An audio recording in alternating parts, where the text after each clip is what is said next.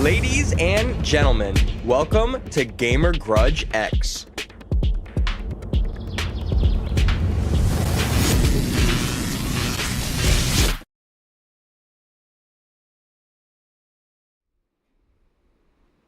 Hey, hello everybody. Welcome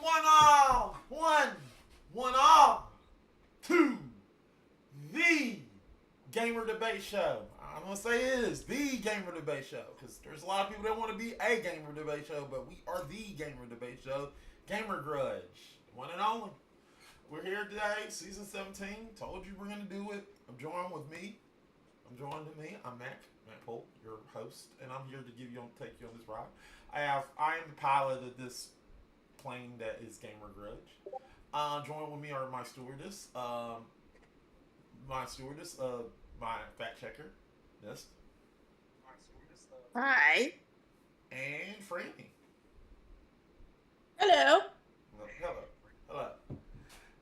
So, as you know, people, this is Gamer Grudge. This is the Gamer Debate Show. I want to welcome you all that's watching this on TikTok, Twitch, YouTube. Thank you for watching us. We appreciate y'all. If you want to talk to us, if you're on TikTok, talk to us. Franny's there to monitor you and give you all your questions. If you're on YouTube, we're going to talk to you about it. But give us your answers, communicate with us, talk to us, have fun with us. But let's go ahead and get started while we're here. This is a Gamer Debate Show. So here we go. We're going to talk about the fighters. Starting with the person who's been a former champ. He is a former champ.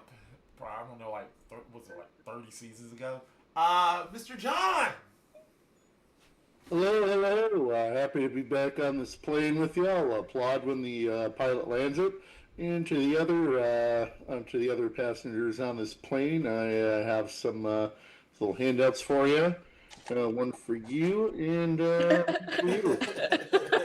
Shots fired already. Okay, already. Yeah. I love it. Can I have some peanuts and a soda, please? You'll get nothing. Oh, hey, not that kind of show. Whoa. Peanuts. So, yes. And next we have he is a contestant that fought with John before.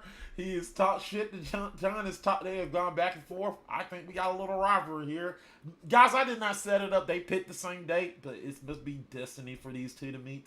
Mr. Leo, how's it going? I'm Leo Critz, and I'm a guy that plays video games, and that's about it. I'm here to debate about stuff. And Sir, that is not it. You were also the kid that was on Up. that is fair. That might be fair. All right. And last but certainly not least, we have a newcomer, a new person stepping onto the battle arena inside the plane, Mr. Cyber Wolf. Hello. I'm that being that hides underneath your bed sometimes. And I have the better hair out of anybody here, so, I'll win in that category at least. I seen you on Scary Movie. that's 2D animated. That doesn't count. I seen you on Scary Movie. Hey now. It counts in my heart. This is good. And that's the most important. The more you know, people. And you'll never know what it looks like. My real hair. So, that's the only thing that counts. Good point. All Okay, fair. does anybody else hear a silent echo? It's because I have Maybe the from me, because I have a big spacious room. No. The show.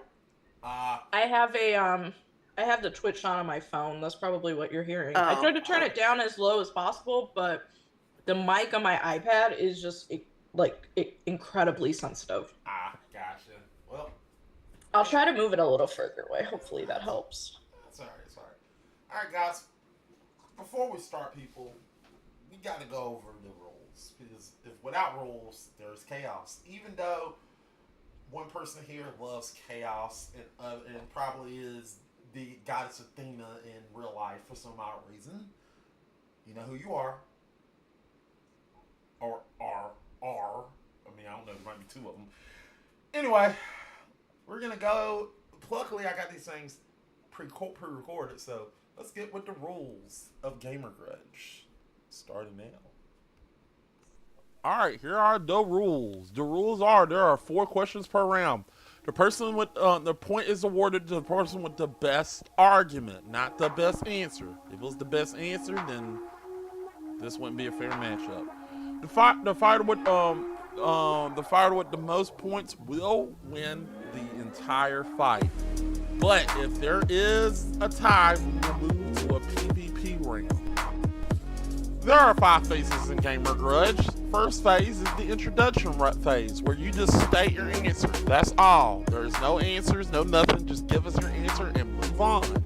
Phase 2 is the declaration round. This is where you argue your points for your answer. This is not attacking nobody else's answers. You are simply giving us your reasoning for your answer. And you get 3 minutes to do this. Phase 3 is the grudge round. This is where you tear down the argument, but keep it above the belt. But, this is where you literally just tear down a person's argument. Tell them that their answer is strictly bullshit. Phase 4 is the last minute question round, where we give you a last minute question, basically either to give you a rebuttal or we have a question set up for you. 9 times out of 10, we're probably going to give you a rebuttal, but we try, people here at Gamer Grudge.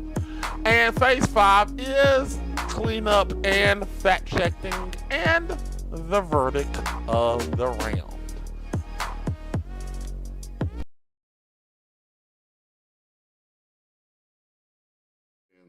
No, we don't do that. No, only on OnlyFans. Wait. Oh, we're live. Hey, what's up, everybody? You're back. Whoops. Whoops, that came out. So anyway, guys, here's the thing, people. With all those rules being read, I have to ask this question because somebody is not here to ruin it and say something that I hate. But are you ready to grudge? Gurge. Urge. I really am. I don't know what to say. I'm just disappointed in both of you. Anyway, are you ready? Why? Yeah, why? You opened that door. God damn you. Anyway. Are you ready to grudge, people? Are you ready to grudge? Yep. Are you ready to grudge with Jesus? Grudge. Yes, Ready to grudge. Let's go. Okay. Did you cut out back there? What? Yes. Put what up there? Get used to that. He screams so loud the mic can't pick him up anymore. This is true. Yeah, okay, well, get ready to grudge. Oh, just an FYI, anyone watching us on TikTok, if we get 5 roses in the net before this show ends, Mac will sing a song. You don't. Oh, okay. What the fuck? Okay. Anyone on TikTok? Anybody, I guess. If you want to see me hear something, want to hear me sing, I guess. Anyway, but guys, with that said, let's play the fucking montage. We still had the montage, people. Time again mention how annoying and how terrible of a character Claptrap is. However, I will give you a couple things. The R2D2 reference. If Claptrap and R2D2 were anything alike, I would actually shoot myself.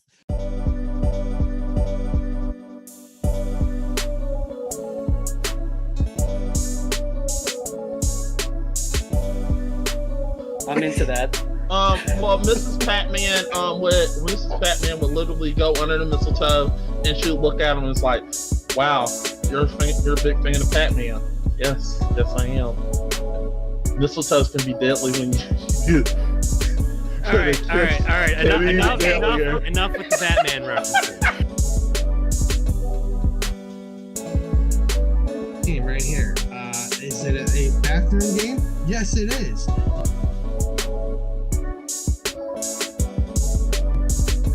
Ready to run!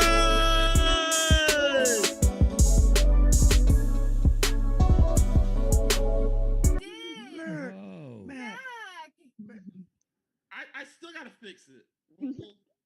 Look, the red line underneath the word means fix it, okay? It doesn't mean add.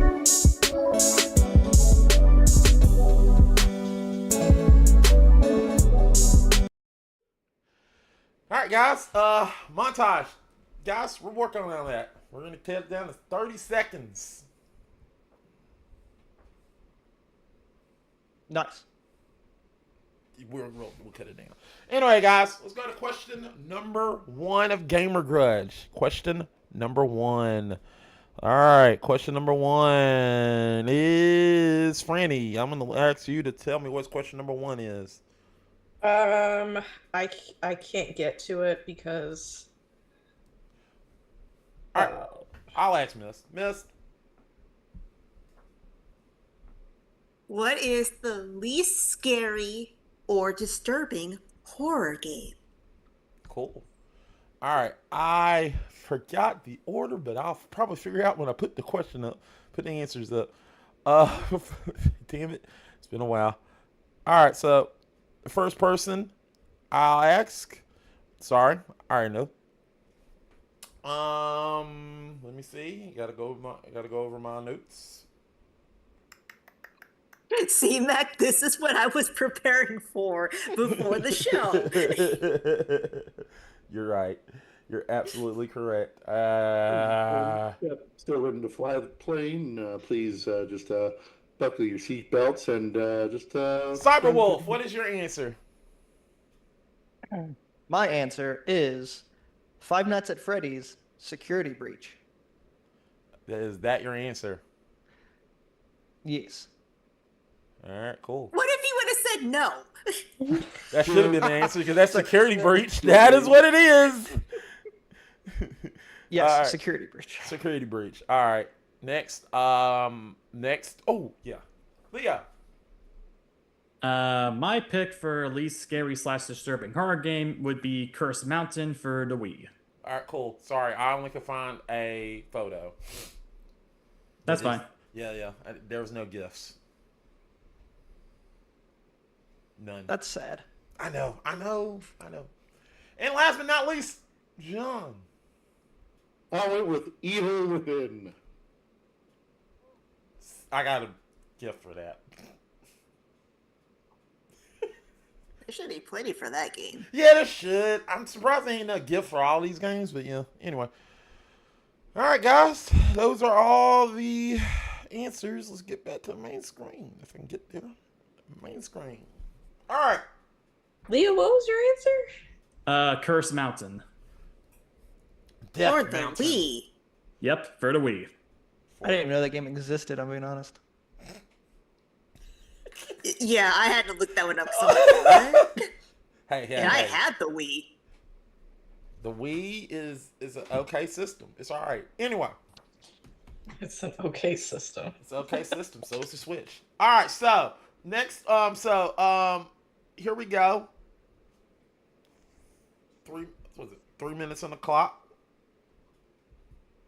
Oh, wait a minute. Missed. You got the clock ready? Damn it. My brain just farting today. Okay. Yeah. Hold on. Because no one told me this beforehand. Luckily, I already have it going. Yes. All right, cool. Cyber, you have the time. Whenever Miss says you're ready to go, you may tell us why your answer is the best. Gotcha. Go. Okay. I am picking for the least scary horror game is Security Breach without hesitation. When people hear FNAF, they think of tense, claustrophobic survival horror. Dark rooms, jump scares, and the constant feeling that something is just outside your door. The early games thrived on that formula, but Security Breach throws all of that out the window, and honestly, that they try to make it a more family-friendly adventure game. Instead of being trapped in a single room, you're given this massive neon-lit maze known as the Pizzaplex. It's colorful, it's full of lights, and it doesn't feel threatening at all. The biggest difference, you have Glamrock Freddy, who's helping you as your ally the entire game. In a horror game, your main monster is supposed to be terrifying, but none of the animatronics in that game felt threatening or terrifying in any way. For me, that feels like that kills the core fear factor that the older FNAF games had. The atmosphere, the older games felt grainy. There was the static-filled cameras that had that aura around it. Security Breach has bright colors, flashing lights, over-the-top set pieces. Even when an animatronic is chasing you, it feels more like a Scooby-Doo chase scene than any sort of genuine horror that you're supposed to get. And then don't get me started on the glitches in the game that just completely destroyed any horror aspect that came. It's a spooky Chuck E. Cheese video game, and that's why I think that Security Breach is the least scary horror game. You still have a minute 20. That's all I had. Okie dokie. All right, cool, Stop. great job. So we got Chuck E. Cheese horror game. Okay. Say hi to all the people in chat. Hi. Hello, chat. Hello, chat. Hi. Hi. Say hello. Hi. Hello. Hi. What they're saying? They're just kind of jumping in and out. I just wanted to have you say hi to them. Hi. Anyway, guys, let's go to Leo and tell us this game that I ain't heard about. Tell us about Death Mountain. Cursed Mountain. Oh, sorry. Curse Mountain. All right. You ready? Yep, I'm ready. Go. So, this game's not only the least scariest game I ever played, it is also the most boring game I ever played. And I really do mean boring. Now, if I were to tell you that this was a survival horror game where you fight ghosts and demons from Buddhist mythology, you say, well, that's new. Even if it's not perfect, it should at least keep my attention. Well, it doesn't. Because now it's just, I played walking simulators that are more exciting than this. It also doesn't help that this game's also a Resident Evil 4 ripoff. I mean, because instead of zombies, you have ghosts, and instead of guns, you just have like a magic rod to fight them. Now, you might say that sounds cool, but the combat is slow, and half the time, the aiming doesn't work that well. And since it's for the Wii, it had to take advantage of the Wii movement, as the only way to kill the ghost is you have to do like a quick time event. You have to move the Wii like this and that, and all over the place. Same with the nunchuck. And as for the horror, you always see it coming, as environments are always in the daylight, and every house is lit despite you being in an abandoned village. And not once did I feel like I was in any danger, as you're always notified when the ghost is attacking you and where it's coming from. I never felt threatened, I just felt annoyed. And not to mention the game is way too generous with health items, as not once will you ever feel like depleted of items. I had like more than 10 by the time I was done with the game. It's just a slow jog just to the top of the mountain, and I did not have fun whatsoever. It's just a boring slog of a mess. That's it.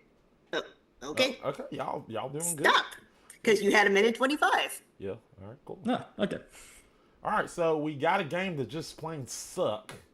All right. Cool. So I'm taking from you. Your game just sucks. All right, John. Talk about. Yay! Talk about the evil within. I really wish that woke everyone up. I was already awake. I was wish, already woke. I don't know what the fuck. I wanted Mac to be like, "Oh my lord."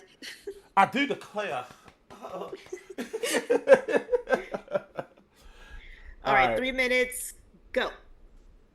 All right, so Evil Within, it's an okay game. You play through, you're going through the hospital, trying to find out what's happening. Zombies are popping up all over the place. As you go through, you're just uncovering more and more about the deep mystery that happens underneath. And you get power ups, so you can customize your character any way you like. And every so often you get to your save points by looking through mirrors, and you're kind of a waiting room with the nurse that's helping you out, and that's where you go get yourself strapped into a chair to get all your little power-ups. So it all has a very dark feel to it, but honestly, that's where the scary stops, if it even starts. It has all the ingredients that you want for a horror game. They're all there. Just big nasty zombies. A good share of gore. Neat weapons that can do a bunch of different stuff as you're going on. But you never really feel in that sense of danger. As you go through, you encounter the enemies. You encounter some hard bosses. And it never really becomes a fight for survival in the sense like, oh my god, how am I going to make it out of this? it becomes, oh, how do we get out of this? It's tedious. If you have all the ingredients of a pizza, and then you just put them all into a giant bowl, and then set that bowl on fire, that's evil within. You have everything you want for something delicious, but ultimately you just end up disappointed, and you're gonna end up getting the takeout that's Resident Evil instead. How much time do I have left? 50 seconds. Cool. Hashtag release the Epstein files. God Oh my damn! god. God damn it! Oh 40? my god! 37, 36. I'm assuming you're done. Yes. Yes. Okay. Also, Frog Guru says, I like the cut of John's jib. I was going to say that, yeah. Oh boy. So all right, cool. So well, I have a question before we start. John, what Yo. pizza is it? Is it one of those? I need to know this. Is it one of the? Is it a DiGiorno pizza, or is it that $5? No. Let him argue it because I know where he's going with this.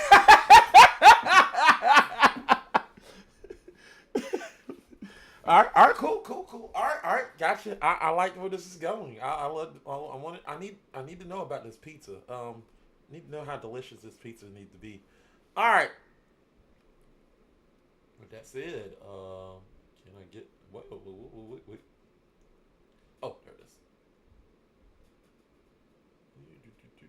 Gallery mode. All right, we're in gallery mode. You're doing a whole lot, Mac. I am I? Yeah. All right, we're in gallery mode. This is going to hold the clock. Well, the lovely miss is going to have the clock set at 5 minutes. Whenever she says go, you may maim, destroy, do whatever you can. Just keep it above the base. That's all we ask. And you know, try and John, try. 5 minutes on the clock, go. Liam, Well, first from Evil Within, I do know that game's a Resident Evil 4 ripoff, but I at least had fun with that one. And I'd rather play a fun RE4 ripoff than a boring RE4 ripoff. Because at least with my RE4 ripoff, it had the potential to at least try to be something new or different, but it didn't. I'm gonna be honest. At least we've heard of Evil Within. RE4 ripoffs. I do not think you understand what that word means. Resident Evil 4 ripoff, it's done by the same guy that Resident Evil 4, or at least like developed. No, I haven't played it, but I looked at a bunch of playthrough and stuff like that, and we play very different Resident Evil games. So Evil Within has one point where you're in a village being chased by a guy with a chainsaw, and RE4 also has a part where you're in a village being chased by a guy with a chainsaw. Oh, okay. I don't see anything different about that. Chainsaw Massacre ripoffs. Everything's a Leatherface ripoff then. And also for FNAF Security Breach, at least something was chasing you. At least you're hiding from something. At least that would at least keep you on edge. I do like when stuff like would catch you and they just gonna jump out at you if they you fucked up. There's a bit of frustration, and then if they even those little little security bots or the maintenance bots would come up and alert stuff like they're like, oh shit, okay, oh god. I mean, yeah, the game was a glitchy mess, but at least there was something that happened. So you gotta go hide. Well, frustration isn't the same as being scared. I can't say I was ever scared actually playing Security Breach. It was frustrating. It was frustrating to play. It was too lighthearted for what needs to be a horror game. At least with stuff like Evil Within, you had the horror, you had the atmosphere of trying to be something horror. For Security Breach didn't have any of that.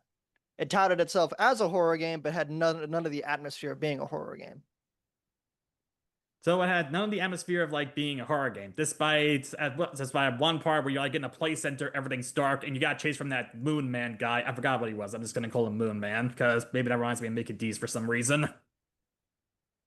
A few things here and there. doesn't make it a good horror game. It most of the game you're like walking around and nothing happens. You know what I mean? At least in older like FNAF games, you had always something happening at any given time. You crawl you're moving around in Security Breach until you get to those moments. So there is a lot of lead up until you get to those moments where you're avoiding like Chicky and Well, that's true, because you don't start off with like the stuff like laser that. gun or the camera that can like stun enemies. So you're pretty much just left with nothing. Well, you have Freddy that can pretty much undo anything. He always the only thing that like is scary is him losing power, but that's not scary in the Yeah, traditional you gotta sense. recharge the guy. But that's not really And scary he in the turns out traditional faster than a sense. Game Boy. Well, again, that's not scary in the traditional sense. It's again, it's just frustrating. It's like when your Switch is about to die. You know what I mean? It's like, oh crap, I gotta go charge this dude. But even then, there's such easy ways to get around them, and you have such open space. Whereas in other horror games, you have very little to even move around. So like even like since we're talking about Resident Evil 4, there's always narrow hallways that you're going through to try and avoid stuff like knights or the chainsaw men. And so the only thing to do is to fight. Whereas in Security Breach, you have such wide open areas to try and avoid them in 90% of the game. So There's Resident very rare moments of Evil 4 not a scary game either. These are all just like they have the horror aspects and like okay, well, my enemies are zombies instead of like enemy soldiers or whatever. So we just have to mow all these things down. So ultimately, I think it's where all the fixins are and what they're doing with them. Like you got a game that just very bare bones. You have like an Orv's pizza of stuff in there, but someone scraped off the cheese and the pepperoni, so you're just like left with a very bland thing.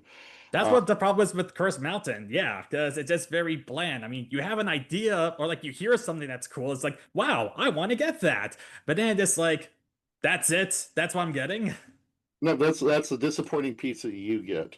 Uh, Yeah, that's how I felt playing Cursed Mountain. It was a disappointing walking simulator. No, actually, I mentioned like walking simulators are more exciting. That what I said was an insult to walking simulators everywhere. I apologize for that. yeah, of And stop. All right, cool. Great.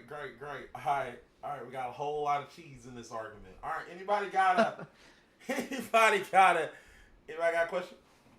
I have a few. All right, go ahead. Okay, so just go along with me because it's actually kind of like one two-parter question. So, just to get a perspective of scary in your game, first part is what is or who is the most and least scary enemies in your game or boss in your games, and why are they the scariest and not scariest? Okay. All right. Cool. Cyber, tell us your answer. Okay, if I were to go with the scariest, I would have to go with probably the Music Man little spider things, because when you're calling through that vent and they just come out of nowhere, that's the only time I felt like there was a moment of actual desperation of trying to get out of the vent to try and get away from these things. Beyond that, there's not much scary things going on. But the least scary, I would have to say it's probably the little mopping robots or whatever, because they just jump scare you a little bit and then don't do anything to you. They just pretty much just alert the other animatronics to your location. Okay. All right. Leo? I guess the scariest monster for me would have to be like this monster that looks like a demonic form of Garuda. Like I said, Cursed Mountain is based off monster based off like demons and ghosts from Buddhist mythology. So at least that was like at least I encountered something different. And it's like, oh hey, an enemy that's not a generic ghost. And it's like, all right. And the least scariest would have to be like the normal average ghost monsters, because the average ghost is just basically just like a gray person that's covered with gray smoke and all that stuff. And that's about it. I mean, once in a while to do like a jump scare of like a human of like a guy with like fangs and stuff, but that's about it. A lot of times they just slowly move towards you like this. Ah, okay, okay. That sucks. All right, John. Scariest monster in mine is the keeper, just kind of a big old hunk of meat with with a safe for a head, and his whole gimmick is that he's coming out even after you take him out at some point, he'll like sink back in, then come out of a different little safe or a lockbox, and just like slowly hunt you down. But once again, very slow and methodical. It's just a matter of like where is he going to pop up, but it's predictable. The least scary one is probably I'd say Laura. Just she's a big old mess of arms, but once you know you can't really do anything, it's just a matter of just trying to avoid until you're forced to fight. You're just like, well, I know all you got to do. Where's the exit? Okay, we'll just go around here and just very cookie cutter. Just try to take it out. Just torture and torch her until you get to the point where you can just take her out or get the hell out of there. Okay. All right. Mist. Got any facts? Surprisingly, all these games have mixed or average reviews. How sad is that? I mean, but yeah. Out of all of them, I think Evil Within got the highest rating, but I think that's more so because it is more of a AAA game than the other two. Right. It's functional, but functional doesn't equal scary. Correct. Right. Yeah, I'm not giving I'm not taking away the scary part. It's your game just had more funds behind it, basically. I'm trying to read what it actually says.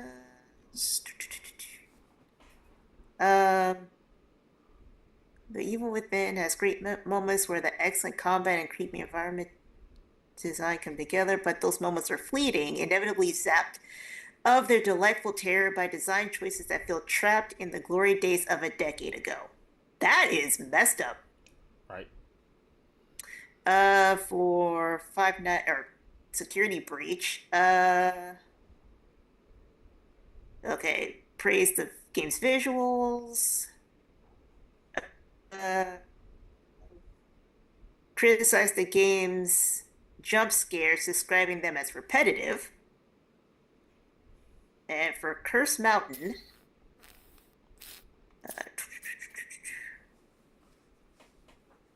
sorry, there's like a whole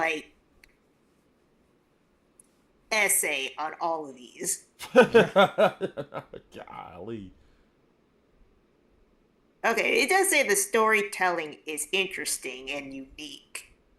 But it really doesn't say anything about the game. It's just like, yeah, the story's cool. Anyways, what's for dinner? Fair. So, passengers, you will receive. First class will receive a fruit basket and a sandwich with your choice of Coke products. All right. The basket. Yeah. The basket. It's a thatch weave. Like, okay. Yeah. All right, so let's go ahead and get to the voting. Oh, okay. Here's what it says. Mm-hmm. Okay, character animations are outdated and overuse of fog effects. Okay. So basically, it's boring. Yeah. All right. All right. Let's go ahead and get to the vote. I'm going to go ahead and start this off. Yeah, I'm going to start off the season by voting. All right, so let's go ahead and start with each one of you. And all right, so John, you picked yours to me is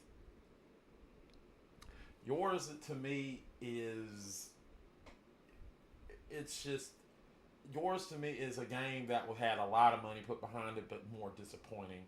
Um, Wolf, yours is a money. Once again, it's the same vote. It's a launch title. It's a title of scarier game. Like what you're expecting, you didn't get from the game series, and I don't even know what the fuck, where the fuck Leo game came from. He came left field. I don't even know. I didn't even knew it existed. So with that said, um, John, yours is just. I feel like yours is just a disappointment. While it's bad, it's just disappointing because probably there is a audience that like that game. Even though there's some people that defend that damn game. You know, there's some crazy people out there that defend that game and say it's scary as fuck. But I agree. But while I do, I'm gonna put that out there before I even make the decision. All these games are not scary. I'm just gonna be honest with you. But I feel like yours is just the one that just seems like it's more psychological and, you know, a little bit more scarier. It's more grittier a little bit, which gives it a little bit of a pass. So it comes down to me between Cyber and Leo. Cyber, yours had a lot. Once again, it's the same. Yours got funding behind it, and also it is part of a chain series. It's part of a series, and once again, it falls under that disappointing game. Like it's a disappointing game. While it's probably a bad one, it still has. If you give anybody else that's already scared of Five Nights at Freddy's, just be honest, put yourself in somebody else's shoes.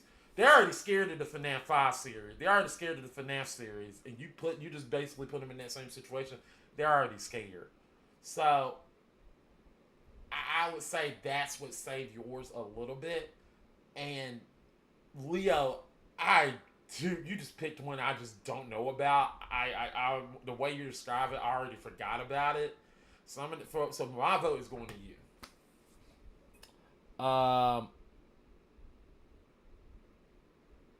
Let's go with Miss. Wait, you pick Leo's, right? I picked Leo. Okay. That was a lot for. No. That was a lot. I'm sorry. I went for Leo. Leo's my pick. And you might have to come to me last because I'm really. Whew. It was tough. It was tough. It was tough. I had to break it down, a little bit. All of them suck as scary films, scary games. They all suck. It's just breaking it down by logic. So that's what the tough part is. But if you want to go, Franny. Who do you thought won?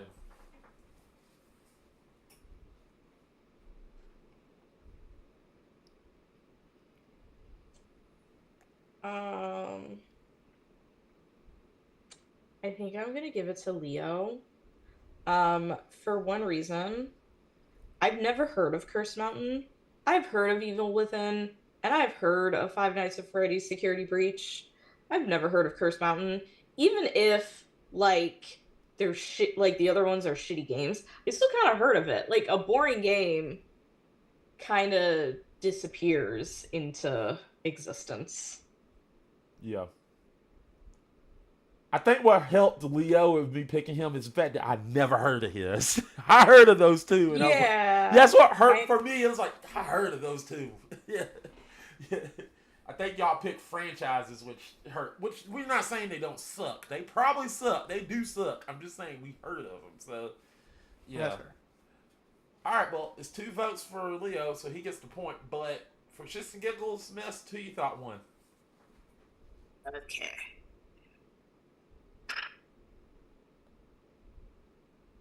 It really is. I am familiar with Security Breach and Evil Within. Before the show started, I was like, what the crap is Curse Mountain?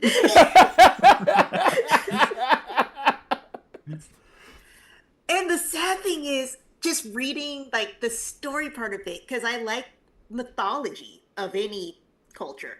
So I'm like, oh my gosh, I would totally play this. And then I looked at the pictures. I'm like, why does this also look like if like Devil May Cry lost all of its budget? Maybe That's sad. That hits home because that's my favorite game is Devil May Cry. So that hurts. Oh, nice. But hey, I'm not dissing that game. No, Curse no, Mountain, it on just the other hurts. hand. It hurts to think of. It's like Devil May Cry 2. That's what it kind of reminds me of when I looked, because I had to look it up while he was describing it. I'd never heard of that. Yeah. I saw it on the shelves enough when I was working at GameStop, but that's when we always just put on the spine out at the bottom of the rack. I mean, I'm gonna have to probably, like, Leo, you edged it out just simply because I'm like, what is this? What is it? Yeah, that's what edged it out. Like, what is this? What the fuck is this I will game? say, with the Evil Within, not only was it not that scary, you got a second game that was even less scary. It's like, how did you make it got a sequel. a not scary game That's less insane. scary? Yeah, I don't know how they did it. Well, it's because they basically made it into a soap opera, which I'm like, that doesn't, taking scary aside, that just makes it worse. It's like, why? Why? And with Security Breach, I 100% agree with you because I didn't personally play it, but I watched other people play and I had to turn it off because I'm like, this is not FNAF. It's not. But like I said, I agree. It's not FNAF. He's 100% right. But like I said, I had to I had to put it down. Like, some people might find that scary. There's some people that might find that scary. Well, Leo, it's like, you get this because we don't even know what you were talking about. Yeah, that was his advantage. I had no idea what the fuck was that name was. I was like, I never heard of this game. and this describing it didn't help. This describing it in her fact checking didn't help. I was like, I still don't know about this game. I find this game boring. So yeah, Leo, you get the first point unanimously. Thank. All right, cool. So, what they're saying in the chat, Franny? Not much. On TikTok, we just have a lot of people kind of jumping in and out. So, welcome those of you who are just kind of listening to us. We are debating video games. So if you want to join in on the chat and talk with me, it's me. I'm GF1 Studios right now on TikTok. If you are here, chat with me. Listen to us argue about games. Drop a bunch of roses, apparently. Yeah, for me to sing. Yeah, if you want to get bleeding ears from Mac singing. I dropped it to one rose. Our goal is one singular rose. One rose, Damn. and Mac will do a terrible rendition of Pink Pony A Club. cursed mountain amount of roses. What the fuck? I don't want to do that. Pink Pony Club. Mac will sing it. One singular rose. Don't do it. Don't do it. I don't want to do it. Just a pitiful rose. Give us our first rose on TikTok, and Mac will sing Pink Pony Club. Oh, fuck. Let's get it. Damn it. I don't want to do that. Whatever. We'll see. What? What? Alright, so what they're saying in Twitch. I'll look it up. I think I got it right here. So, Frog says, cut jib, Epstein Files mentioned cancels John. TF1 Studio said, G1 Studio says hashtag Moonman. G-Baka Defense says hashtag Mac Thought. Mac Tonight. Mac tonight. Mac Tonight. Well, that was the Moon Man. Yeah. Yeah, fair. Yeah. And I said hashtag fair. And Frog Guru said hashtag GF1 unionize. I mean, and Frog Guru has some distinctive things to say. Where Cyberwolf, he was on your side. He thought your security breach was the better answer. And he also asked who else got some answers. But yeah, keep chatting, people. We love to hear from you. And we got 8 people on Twitch, so we know we are lurking. So don't be scared to chat with us. And YouTube, chat amongst us. But with that said, people, we gotta keep the train moving. Gotta keep this train moving. And I did not play that. So let's go ahead and go to next question. Question number 2. Question number 2. I'm gonna read it this time. Question 2. What is the worst canon ship in video game? Okay, since we have to explain that, worst canon relationship. Yeah. We had I gave that explanation. I said it's a relationship, canon ship. It doesn't matter. It don't have to be a love relationship. Just a ship. It can be a friendship. Yeah, except for on the screen you spelled canon ship versus canon ship. So I gotta Like- put them together. Yeah. No. You spelled the wrong canon and wrote ship, which is an actual object. Oh, the 2 N's. Yes. Now I'm seeing that. Gotcha. Yep. Yeah. Sorry. English sucks. I'm gonna just put it out there. Thank you. I appreciate that. All right. All right. So with that said, Leo, you get to go first. Okay. So my pick for worst canon ship would have to be Squall and Renoa from Final Fantasy VIII. Woo! Of course. I mean, I'm not biased. You are. Anyway, next we have John. Of course, the worst relationship out there is Sonic and Princess Elise. Woo! Again, not biased. I mean, I'm not biased either. Yeah. Was that sucks. All right, and last but not least, Cyberwolf. Mine is Leon Scott Kennedy and Ada Wong from Resident Evil.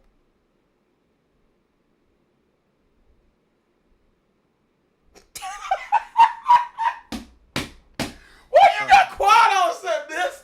Leo, what was your answer? Mine was Squall and Renoa from Final Fantasy VIII. Oh, that's an awful gift. Not Resident Evil 6. Oh god. I know, but it was. I liked Resident Evil 6. Y'all can eat it. No, at least the co-op was fun in that one. That's a whole think- That's a whole different conversation. Damn it. Okay, well, we'll do that in a Resident Evil episode where we'll get Trink Bell to give you her explanation for that. She's gonna. I am in the minority, and I understand that, but Resident Evil 6 was interesting, and I liked it. Okay, fair. If you're like I said, your opinions they're great. They're great. Leon slashing at kneecaps. Yeah, let's go. All right, guys. With that said,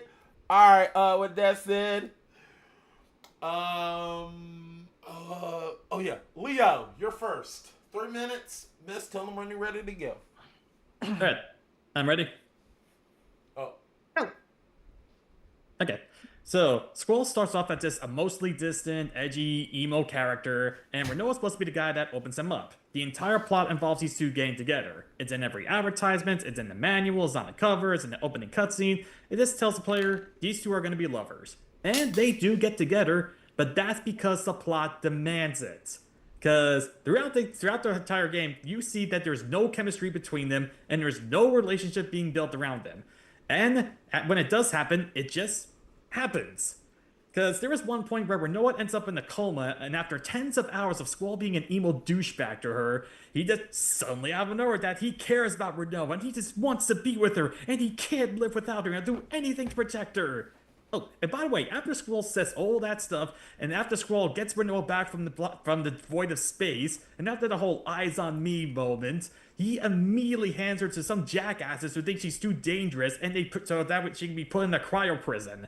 But then 5 minutes later, after Squall does that, he just wants her back. Well, then why the hell did you do that in the first place, you stupid jackass? Oh, and let's not mention the fact that Renoa lowered herself to being with Cypher. So you're rooting for a romance between Squall and Cypher's ex. Think about that. Oh, and by the way, when Renault was happy to see Squall again after that whole night when they danced together, she immediately wonders where Cypher is and dismisses Squall. It's like, what the hell? It's just the whole thing is just a love story because the game randomly decides it's just a love story. It just said so. That's why I think it's bad. Minute 10. Minute 10. I guess I'll talk about like whenever I get that whole eyes on me moment where like they're in the spaceship and Renault's saying something and Squall goes, whatever. That's his catchphrase. Just whatever. He is also Batman. Batman. It's you. I'm Batman. Yep, that's about it. Okay, so done? Yes? Yeah, I'm done. I'm Batman. All right, so also just want to let you know I'm Batman. So with that said, John, you're next. Tell us why Sonic 06 sucks. Or you could tell us why Sonic and Princess Elise together sucks. That's true, but Sonic 06 does suck. That is true. But yeah, tell us. Yeah, why he also has 3 minutes to explain 1 point. So you got 3 minutes, go. That is true. Go ahead. Yeah, sectitude of Sonic 06 aside, one of the most cringe things is the relationship between Sonic and Princess Elise. It's mainly a one-way relationship. Elise is infatuated with Sonic, and Sonic's like, whatever. Just a little less gravelly, but it gets to the point where she has feelings for him, and when he's basically dead, she revives him with a kiss. Why? It doesn't matter now. She kissed him. She went there. She went there. She's started the relationship. It's going to be cold. It's going to be distant. But that's just one facet of this Chaos Emerald of shit toxic relationship. Elise is 17. Sonic is about 15 or 16 at this point. The average hedgehog lives about 5 years. So this makes Sonic very geriatric by all means of the word. He is, and since Elise is 17, that's for all intents and purposes makes Sonic a pedophile. And that's just not cool. Also, the relationship between a human and a hedgehog is just a horrifying thing when you think about it. The penis of a hedgehog is located in their belly button and comes out from from I've lost neck. But it comes out of a little sleeve in the belly button and it protrudes out. If we put it to human size, it's about 3 to 9 inches, which is not bad. It's gigantic in comparison to some people. But also, there's horns that come out of the penis of a hedgehog, which is just going to make any sort of sexual relationship a nightmare. And also, the more body mass a hedgehog has, the less sperm that they produce.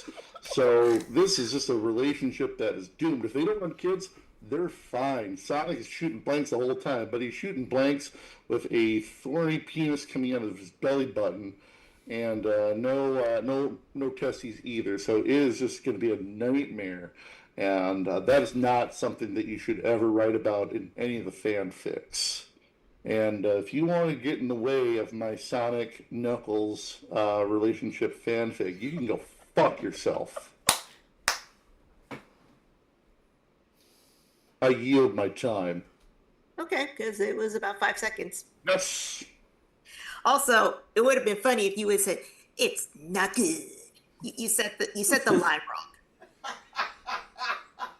That's no good. Oh god. Okay. What are we doing? What are we doing here? You know. Come on, Franny. Franny, you've been here long enough. No, because we've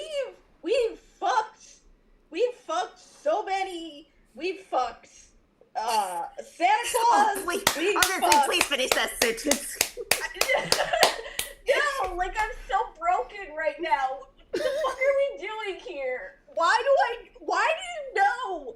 I would like to. fucking much about hedgehog dicks. Did you look at this before coming in, or you pulled that out of the crack of your ass? To be fair, Chris and I have talked about that on our own channel, and the same conversation happened. I would like to point out. That Frog Guru says John wants that knuckle nut. I believe you said that wrong. I believe it's knuckle children. That's how you would say that. Both are correct. Yes. What is this? What is happening? Oh That Lord. is- oh my God! That's a TikTok right there. Damn it. There's your fucking TikTok is just. Well, I'm Why going do you to have hell. so Anyways. many TikToks about me losing my shit? I don't know. It's You funny. do. You do. I do. Look, I lose my shit too. So, boom. You remember that time you told me I was a punch dummy? Okay, Wolf, you got 3 minutes on the clock. All right. Go. All right. For the worst canonship, I went with Leon and Ada Wong. Now, on paper, it's supposed to be this cool spy thriller romance, the rookie cop turned government agent, and the mysterious femme fatale he can't forget. In reality, it's one of the most one-sided toxic relationships, quote unquote, in gaming. Leon clearly is head over heels for Ada, at least as early as Resident Evil 2. Every time she shows up, he's distracted, concerned for her safety, and willing to take insane risks just to help her. But Ada? She's never been in love with him. She's never had time for love. She's in it for whatever mission she's on at the time. She knows she can manipulate Leon to do whatever she wants just because she knows he likes her. She lies about her name, her intentions, and who she's working for in every single game she's ever appeared in. Now, let's run through their history. Resident Evil 2, you have Ada manipulating Leon to help her infiltrate Umbrella. In Resident Evil 4, Ada flirts and takes whatever she wants from Leon and then just leaves. She just wants the amber and she gets out of there. In Resident Evil 6, she shows up, helps when it benefits her, and disappears again. This is an ongoing toxic cycle for decades now. In universe, mind you. And it's always the same ending. Leon just stands there, watching her walk away, looking like a kicked puppy. There is no trust, no real growth, no reason to believe Ada would do anything other than what she's been doing for the past 3 games she's ever appeared in. It's not love, it's emotional baiting stretched across multiple games, fans romanticizing it because it looks cool, but if you actually look at the actual dynamic between Leon and Ada, it's a train wreck. At this point, Leon deserves a partner who won't vanish every time the mission's over. And honestly, Leon and Ada isn't a love story, and it's barely even what you could call a friendship. It's a cautionary tale about ignoring red flags. I yield the rest of my time. Okay.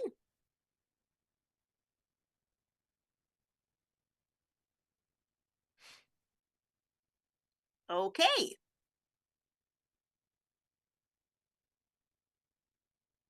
Mac, anytime.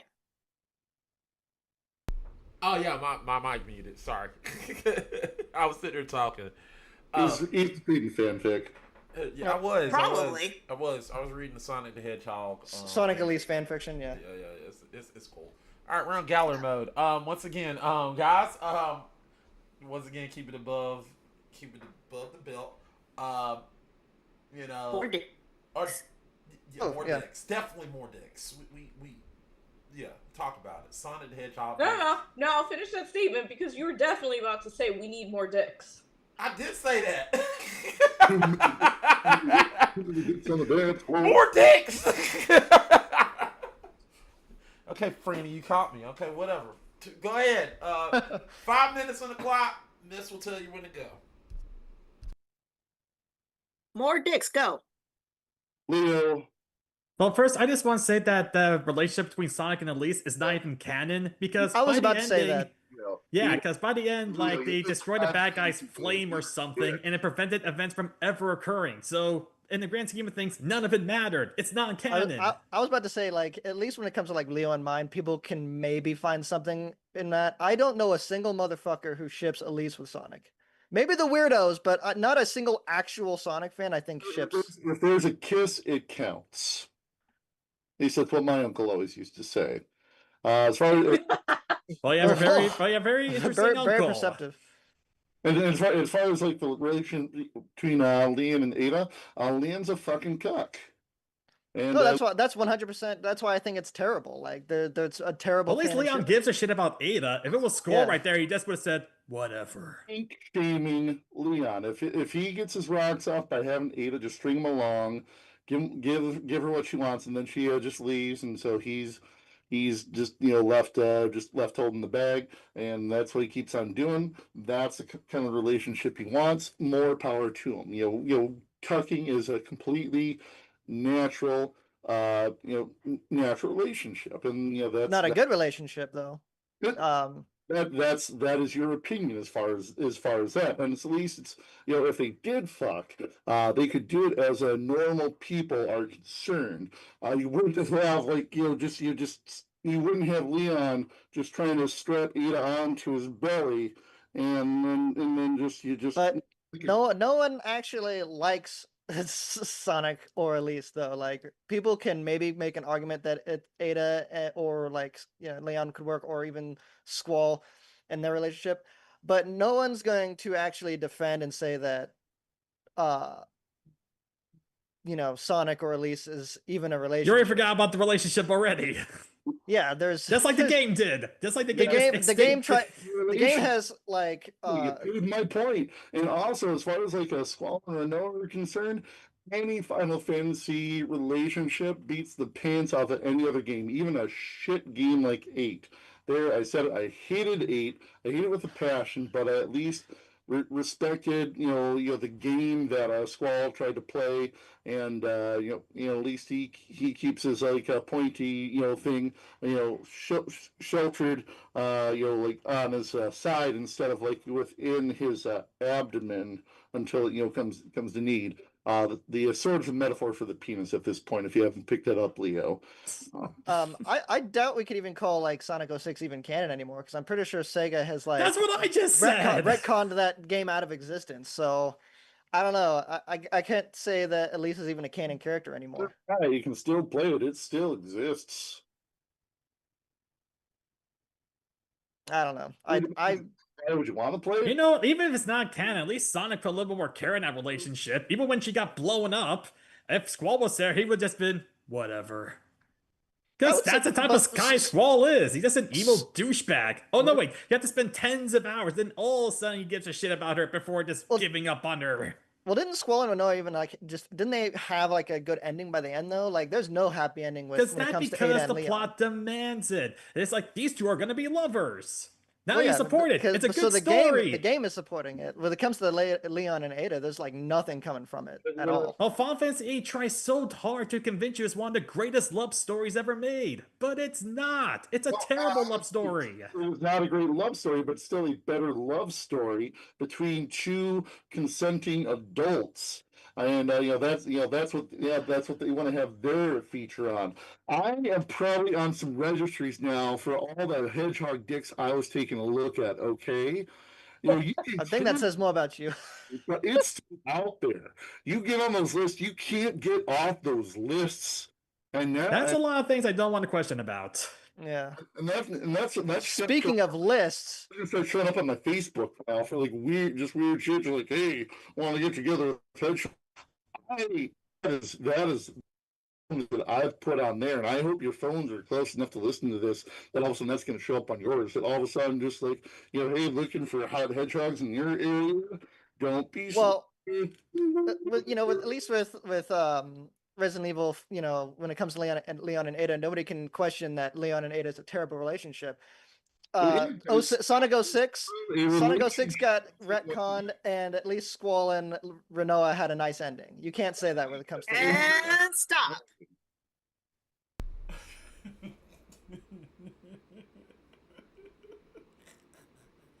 Okay. All right. Oh man. All right. Cool. Everybody try to question it. I mean, not actual questions, like questions about a question about a fight, not questions for John. This you don't got one?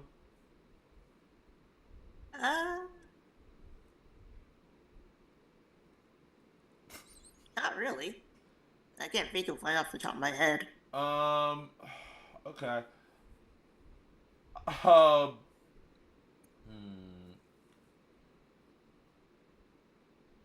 right, it's just a good question. I wonder. It's just a good question. All right, what was the moment where they were trying to push this at the game? The game creator were trying to push this as a relationship.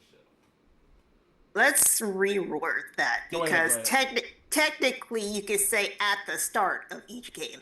Right. That is true. Well, go ahead and reword it. Yeah, because I don't know if it's a good question. I'm just trying to see if you can reword it. Yeah, that's all. What was the moment you thought, oh, there's no way this is going to work?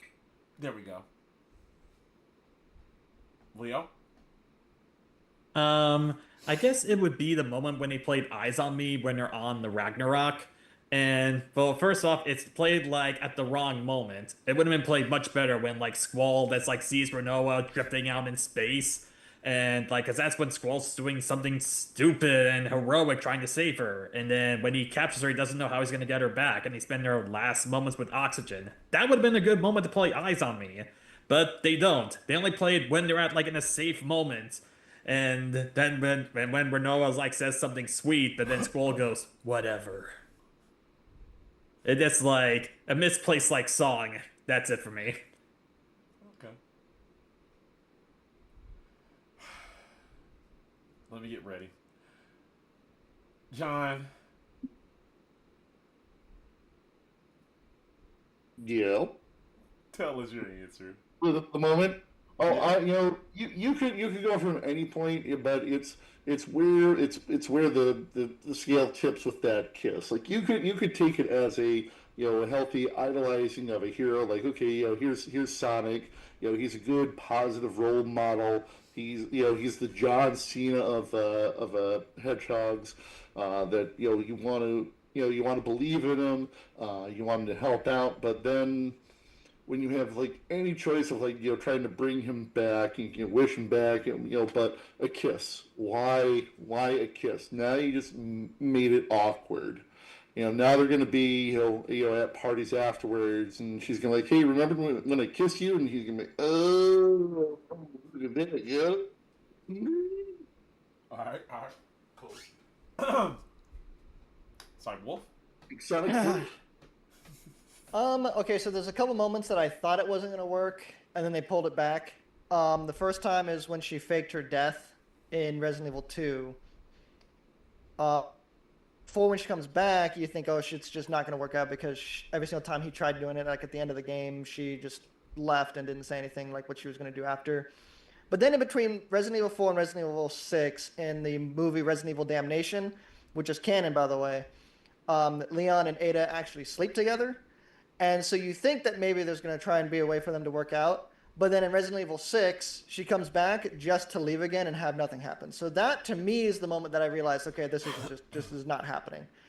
And so for me, the moment she left in 6, that's where I'm like, okay, there's no way Ada actually is going to do anything with Leon. She's just playing him this whole time. All right, cool. All right, fact checking. This.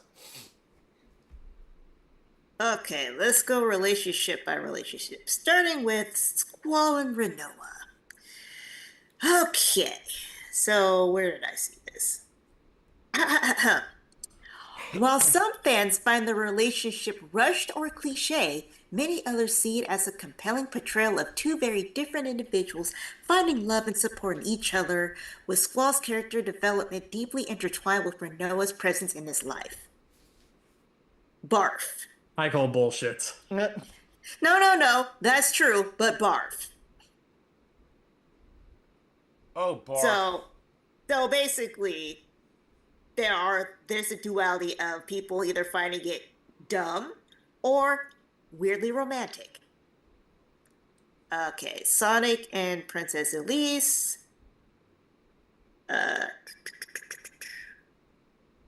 For whatever reason, it's loving. For some weird reason, it's a loving relationship. For what it's worth. But It doesn't matter because this game doesn't exist anymore. Nope.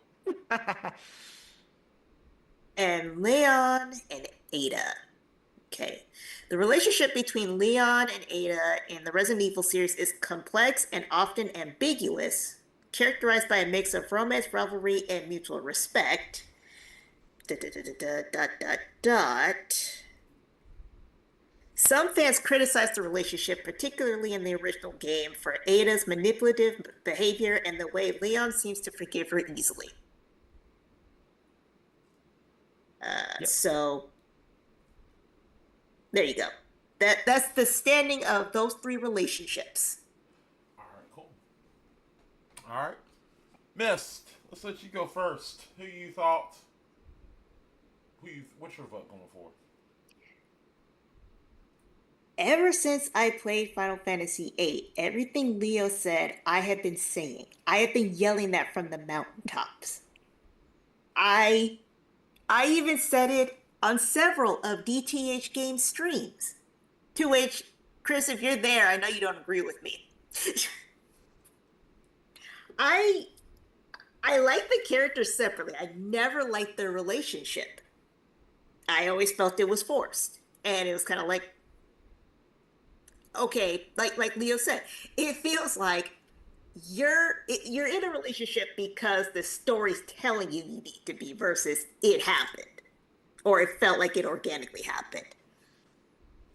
However, it pains me to say this. Sonic does not need to be in a relationship at all with anybody. That should never be a plot point for Sonic the freaking Hedgehog. No, he doesn't need anybody other than Tails and Shadow and Knuckles. And Amy. But that's their business. I'm sure Mac's fanfiction history has something to say.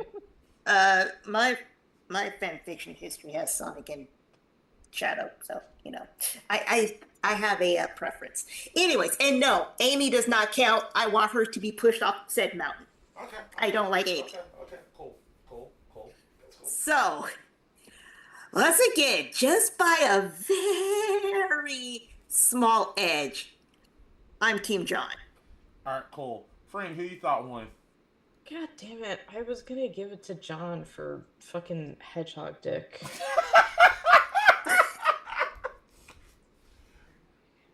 I guess it's unanimous. I was gonna go for John also for the hedgehog dick too. Yeah. This is great. This we're thinking alike right here. Just got my head, Franny.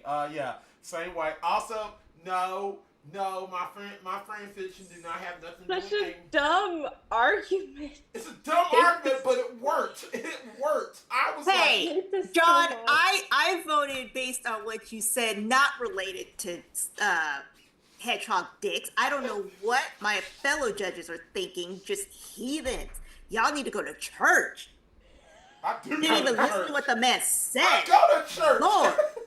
I go to church. I don't know what you're talking about. Anyway, also, my friend, if you're saying my fan fiction has Amy, you're wrong. You are all wrong.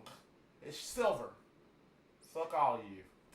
I'll also put Silver in there. I like Silver. Silver. Yeah. Kind of annoying out of the group, but I do like Silver. Yeah. Silver got the. Also, I will say this about your pick, Wolf. Mm-hmm. Hashtag pretty privilege. That's fair. I mean, to be fair, okay, so I have a thing for Asians. My wife is Asian. And for the longest time when I was younger, I loved Ada. And then as I got older, I was like, oh, no. No, she's toxic. Ew. Pretty privilege. That's the only reason why I didn't go for yours. Those two are too daggone pretty. Let them have their toxicity. Yeah. No. Didn't they fuck on that train in Resident Evil 2? I don't know. It's ambiguous, but they for sure fucked in Resident Evil Damnation. Yeah, they did. Yeah. What's up, Ada? Probably both with a cigarette. Finally, I got the bang Ada along. Thank God. All right, Claire. Well, and also you got Claire Redfield. You got Chris Redfield wanting him to spread Redfield name for some odd reason with Claire. Yeah, that's pretty fucked up. Anyway, what you're saying in the chat? What you're saying in TikTok land? Friend? Do you really want to read these chats? Well, little by little. I wonder what they're saying in TikTok. Nothing. It's just a bunch of people jumping in and out. I've been saying hello to people. It's just been me saying hello to everyone that jumps in and out. Yeah, that's alright. Anyway, yeah, I'll just read the good ones. Can we read the good ones? Go ahead, find them. Don't cancel the chat. My Sonic fan fiction has Knuckles transferring himself into a moose to become Moose Knuckles. See? Just You know what? keep it on this good Christian channel. Lena, go ahead. Every time Go ahead and, every go- time I'm like, humanity is good.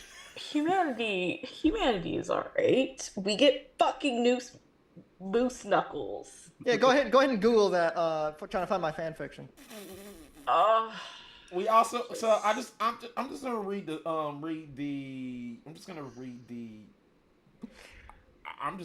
the hashtag. Hashtag Jock Knuckles. Hashtag moose knuckles. Hashtag super nut. Hashtag super knuckle nut. Hashtag knuckle penis. Hashtag moose knuckle. Yeah, there we go. There's the good ones. Did I miss anything? Did I miss anything? TikTok. I feel like it'll get us banned if I put this shit on TikTok. To be fair, these are also some of the things we say on DTH games, so I think you're fine. Yeah. And they're feeling Because it. we actually have a hashtag beef knuckle. Yeah. Beef knuckle brigade. Yeah. Oh. So yeah, I don't think it was a big deal. Yeah. And if I can leave you with one last thing on this, anytime you watch Sonic and you watch him rub his belly, he's not hungry. He's horny. Come on! No, I don't want to see that no more. It's burned. My eyes burned. God. Why have you done this? Why? I approve All on is this lost. good Christian channel. All is lost because of that damn statement. It's not rubbing this. It was a certain Fight Club. I wanted to destroy something beautiful. That just reminds me of when somebody was explaining spiders and how they reproduce and how their stuff comes out of their hands, and he's like, "That's very interesting," but also that changes all of the Spider-Man movies. Yes. He's not a hero; he's a sex offender. Sure is. Hi, 3 people on TikTok. Welcome. Drop those roses. Drop those Wait, I got roses. something from Mac to sing. So we can talk more about moose knuckles. Oh, come on. Frog sent me something. Oh, come on, Frog. He sent me a Drop those roses. Oh, God. Okay, guys. Well, let's go ahead and go to the next question. Good God. All right, so we got 1 point. So as it stands, we got 1 point for John, 1 point for Leo.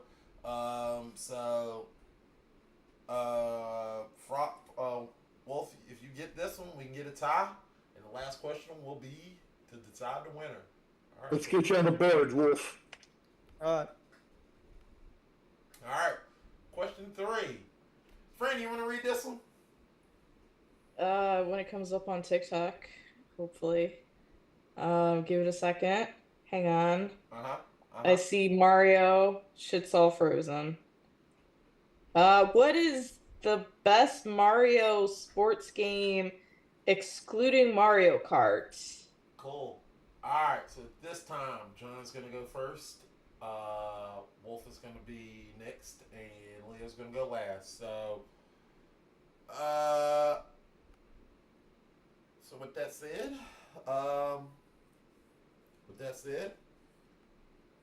John, what is your answer?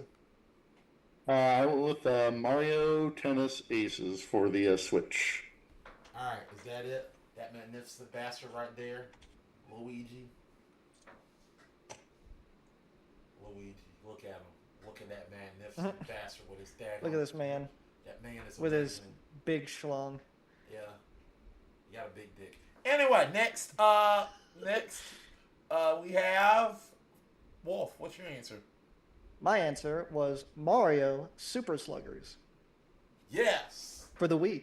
For the Wii, Mario Super Sluggers. There's that bastard, this son of a bitch, red bastard piece of shit. Oh yeah, people breaking their TVs. Yeah. Yeah, I know. Fucking piece of shit. Mario, Who doesn't have their My Wii little brother straps? did that once. Fucking piece of shit. Piece of Mario. shit not wearing your Wii strap. Mario's an asshole. Almost broke. My TV almost got broken by the Wii, but it had nothing to do with the nunchucks. It had to do with my stupid friends playing around, and they got wrapped around my little sensor cord and pulled the TV and broke my sensor cord or my sensor bar. Nice. Nice. Sorry to hear that, miss. You know you can use candles in place of the sensor bar. You know what? By that point, I was just over it. All right, Leo. How many times is this GIF of Mario gonna play? I'm waiting on Leo. Leo, what's your answer? My answer was Mario Tennis Power Tour for the Game Boy Advance. There's your answer, Franny. So we have Mario Tennis, Mario Sluggers, Mario Tennis. Yes. Yes. Very creative. But the DS version. There's a difference. Anyway, there is a big difference. Huge difference. Anyway. You could say a hedgehog's for a penis difference. Good point. True. Great point.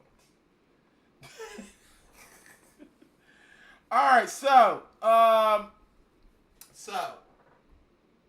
we're gonna have John talk about Mario Tennis. 3 minutes on the clock. Huh? Aces. Mario Tennis Aces. Yeah, Mario Tennis Aces. So we won't get confused. 3 minutes on the clock. Let Miss will tell you when to go. Go.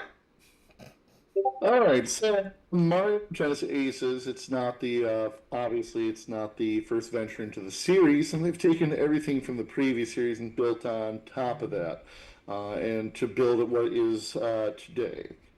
So the story mode, you're going around, you're traveling around to try to get these magical stones to seal away this possessing racket, Lucian, and so you got to get these power stones. You're fighting all the bosses until you can seal this evil away forever.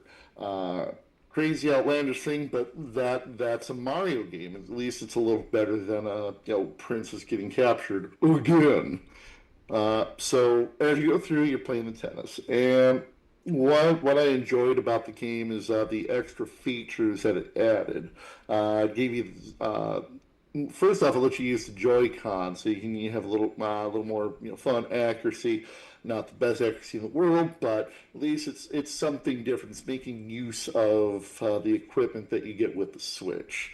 But you get some different abilities. You get the zone shot, which lets you aim your shots, and if the timing is right or wrong on your opponent's end, you can actually break equipment, and breaking all their equipment ends up with a win for you. So it's a great new way to try to win tennis.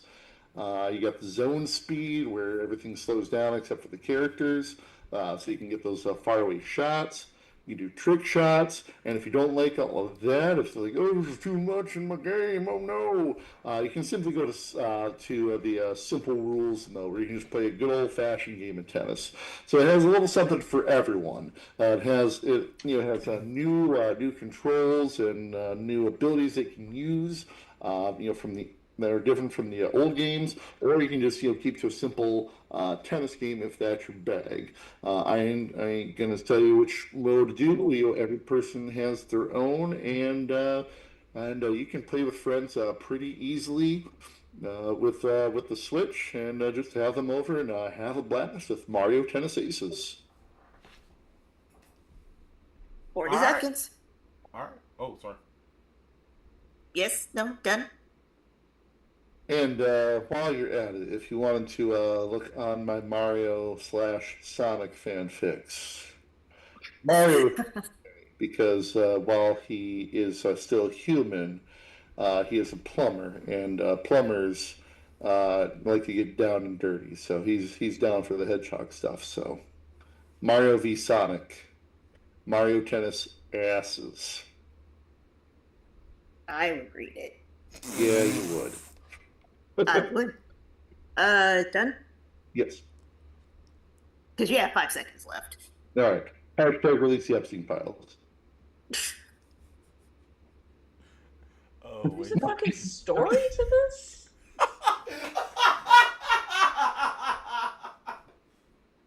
I mean, this is interesting. It's I very mean, do cool. you want to hear the story about that? Nope. I mean, yeah. I mean, Okay. Because I think we would have to say that off stream. Yeah, we probably had to say that off stream. Yeah. No, I'm just saying there was a story to Tennis Aces. Oh, there's a story. Oh, that. yeah. I thought you meant There's the a other story thing. to it. Yeah. Nope. I think there's a story. Yes, there is a story to it. Yeah. Yeah, I talked about it right in the beginning, where you got to, where there's the evil racket, you got to get the magical stones to seal it away. Yeah, he did say that. Also, this is the one where Mario steps on Luigi's shoe. Like an asshole. Yeah, fuck him. Fuck Mario. Anyway, and they're white too. You don't step on white shoes. That's an ass whooping. I don't Hey, care. Wolf, there's 3 minutes on the clock. All right. Get off the Luigi shoe. Hashtag free Luigi. Yeah, free Luigi. My pick No. for the best Mario sports game outside of Mario Kart is Mario Super Sluggers without question. It takes the fun Mario sports game and layers it with mechanics that actually make it competitive, strategic, and is strategic outside of any party title. So first off, the roster is massive, which it kind of has to be when you're playing a sports game and you need 9 players per team, and you're trying to add all these big characters as the team leaders. It's one of the largest in the Mario spin-off franchises, and every character has their own strengths and weaknesses. But the real genius is the chemistry system. Characters who know each other, like Mario and Luigi or Bowser and Bowser Jr., perform better together. So you actually have to think of character chemistry to make a better team.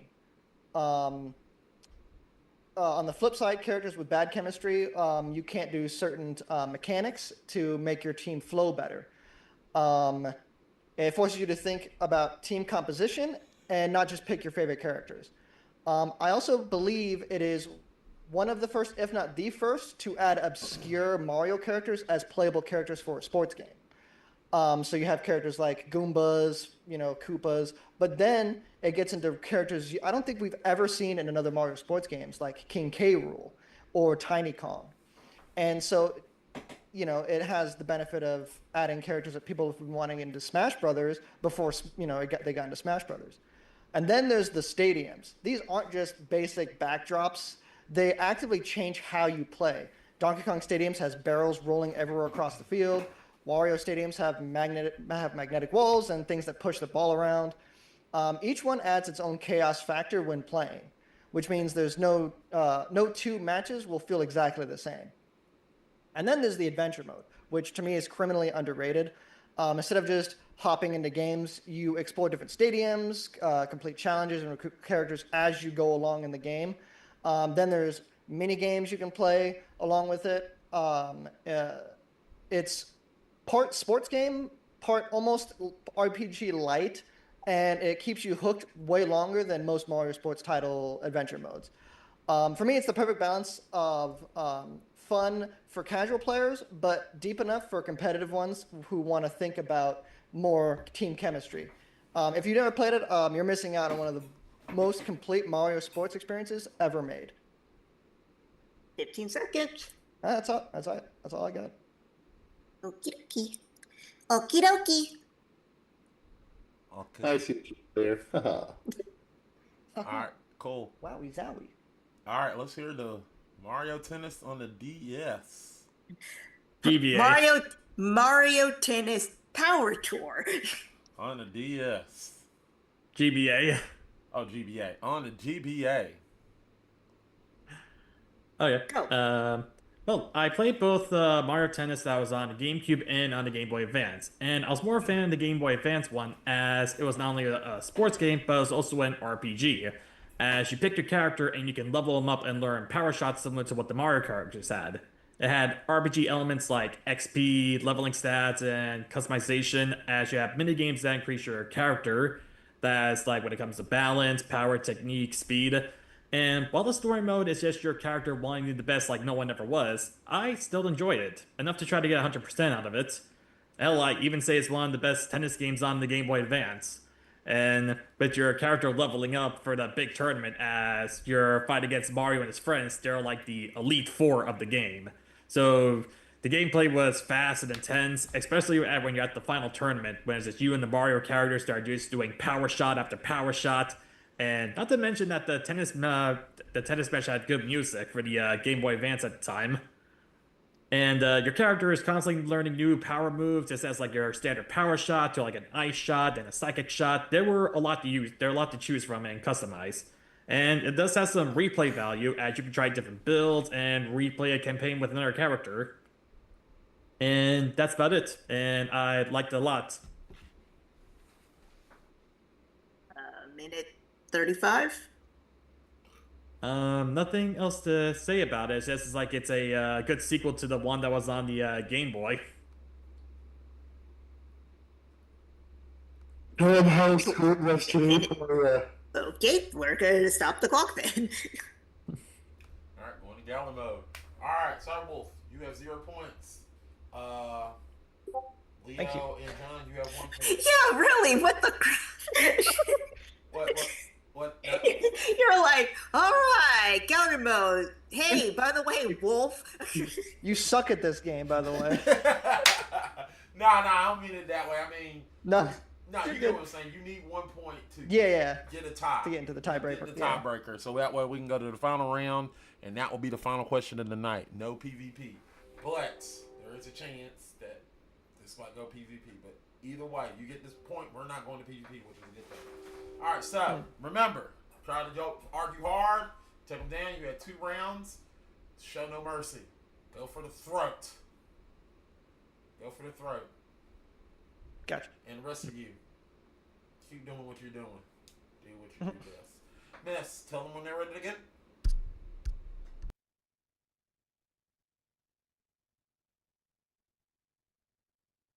Time today. Okay. We didn't hear you. Weak sauce choices on your guys' end. Weak sauce. First off, my choice pad was more of like start off as like RPG stuff way before your guys' games came out. Yeah, that's how time works. Yeah. Congratulations, Leo. That's why you're still, I don't know, what are you, like a sophomore or junior now, whatever. God, we need to hit the real world.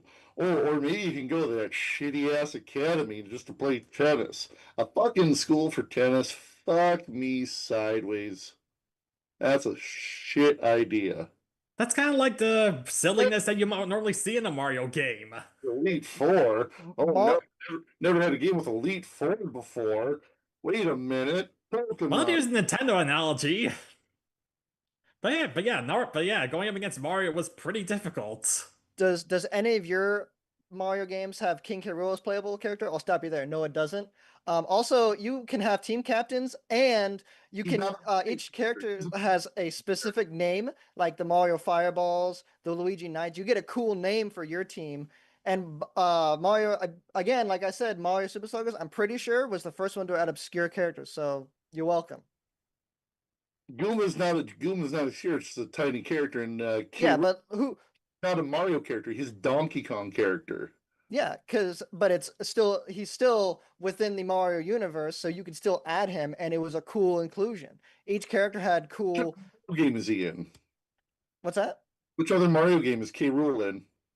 None. That's why this one's so cool. He's not a Mario character. He's a Donkey Kong character. That's what makes it so cool that he's in a Mario game, because he's in a Donkey Kong game, and Donkey Kong has been in Mario games. So you finally get a King K. Rool and his critters as playable characters. So by that logic, Knights from Knights Among Dreams, it counts as a Sonic card because that one Sonic level in Sonic Adventure. That's an Easter egg. That's not being in canon with, because it's canon that DK is in the Donkey Kong universe, which is canon to be in the Mario universe. It's not a, hey, here's an Easter egg for a game. You know what I mean? And So I think it's great that baseball teams have names, like they always do. Yeah, but it's cool that they actually had it to where each team captain has a unique name to their team. Like that's how baseball teams work. Congratulations, you figured out sports. But it's just cool because you can it's a game that can do that, and it has awesome side characters to include into the game. Have team names, all of them. And they all get different stats. So like like slugger stats is nothing unique to a game. It's a baseball. It adds game. plenty. It adds plenty unique to the game because it adds team chemistry. The Mario Tennis games don't add team chemistry. Those have team chemistry. Yeah, I mean, our games have like doubles matches. As a mechanic, you guys can have two characters in the game, but choosing two characters that match together well doesn't change the team chemistry. It actually adds it as a mechanic. So you have two characters next to each other that vibe well. You can toss the ball to them quicker, and it has cleaner throws. I do like that ability. That I'll say that's a fun ability. If you're going to focus on names, you can just put a baseball where the sun don't shine. But yeah, stuff like that. The chemistry, that's a fun ability. It's not a fun ability. Anything in a power tour. That's true. Anything in Power Tour. My Power Tour is like the first that like the customization. You can like build your character like different power shots, recovery shots. Oh, because our games don't have special shots. No, RPGs work. Cool. You discovered RPGs, and you discovered a Pokemon game. Cool. Our games also have special shots, depending on their personality. Mario has fireballs in both Power Tennis Aces and in fireballs everywhere. Yeah. So Mario only has one power shot. I mean, your character can like pick a power shot. You can like expand so much on that. But you have the power shot and the power hit, so they have different ones depending on if they're throwing or if they're hitting. You guys only have one. That's not true. I have power. You have power in the tennis games. You have power shot and power recover. Although I don't know what's like an ace because I haven't played ace, but still. You got the zone shots where that becomes like a make or break quite literally, and you got the trick shot. And stop. All right. Anybody have a question?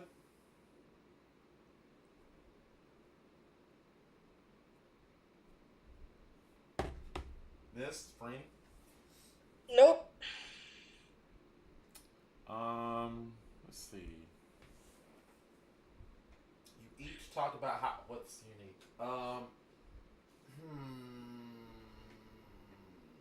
Okay. This is a good question. What is each of your story mode? Because most of the time, I know, because we know, and it doesn't matter with all Mario sports games, is the main objective is to, with all Mario games, playing with a friend is always the best thing, but sometimes you're going to be alone, so. Can you tell me what your story mode is like? Is that a bad question? Is there a story mode in Sluggers? Yes, there is. It's a they do have an adventure mode. Okay. Okay. Who goes first? Yeah, John's first. Yeah.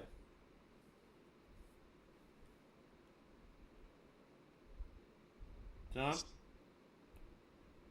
Explain your story mode. Sorry, am I just hearing myself talk or? No, go ahead. Yeah, you're first. Okay. You have an overall boss. You got as I've been saying, you got to fight the different bosses, and they all have their different techniques. Like got Madame Mirage, Petey Piranha, Snow Ogre. They come to mind, so they all need like their own special things. So you're just traveling around, just trying to fulfill the legend, save your friends, save the world.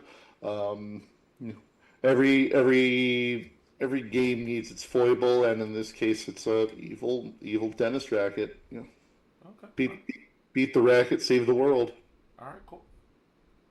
All right, Wolf. Okay, so the story mode, it starts off as you go to an island called Baseball Island, and as you get there, Bowser obviously shows up and has his son go in and try and take over the island. So then you have to go around to each of the different stadiums and try and recruit the different team captains to try and add them to your squad in order to try and beat Bowser Jr. And as you go through, you have to go through puzzles and go to each one, complete different challenges. And then by the time you get to Bowser Jr., when you defeat him, Bowser comes in and it turns it from daytime to nighttime. So it actually gives you a day-night mechanic, and each stadium is different depending on day or night now. And so now you have to go through and try and stop Bowser at his nighttime stadium. And then it also includes different stadiums like Daisy's Cruiser and the Luigi's Mansion. Ooh, okay, all right. Leo. As for my story, you are either a boy or a girl, as you are in a tennis academy, and you just want to be like the best tennis player who's ever lived. So you just level up your character, you go to tournaments until you're finally at the Mario tournament where you're facing against Mario and his friends. And when you beat Mario at the final tennis match, you get the trophy, and that's basically about it. My story is kind of lackluster compared to everyone else. Okay, all right, cool. All right, Miss Facts.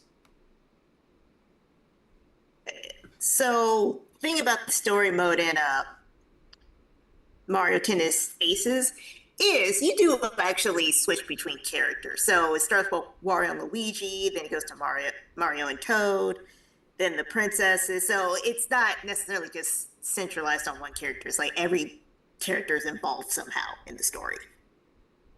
So there's that. Super Sluggers. What I find cool about Super Sluggers is there's a whole section on Wikipedia about the promotion of the game. And it's even more fun because it involves my state. When the Seattle Mariners played the New York Yankees on September 5th, 2008, the game was promoted there at Safeco Field, which is in Seattle. Yep. The first 20,000 fans received special Mario Super Sluggers foam mitts. There were also 2 booths with the game demo, and Mario Super Sluggers cards were also passed out there. So they had a full-on, like, massive promotion for this game. Because Seattle Mariners were owned by Nintendo. I wonder why. Mm-hmm. Yeah, I knew that fact check. Anything else? Trying to see. For everything for Mario Tennis Power Tour is this is a pretty straightforward game. You have to admit that one, Leo. Yes, my story. I did say that my story is lackluster compared to everyone else. Yeah.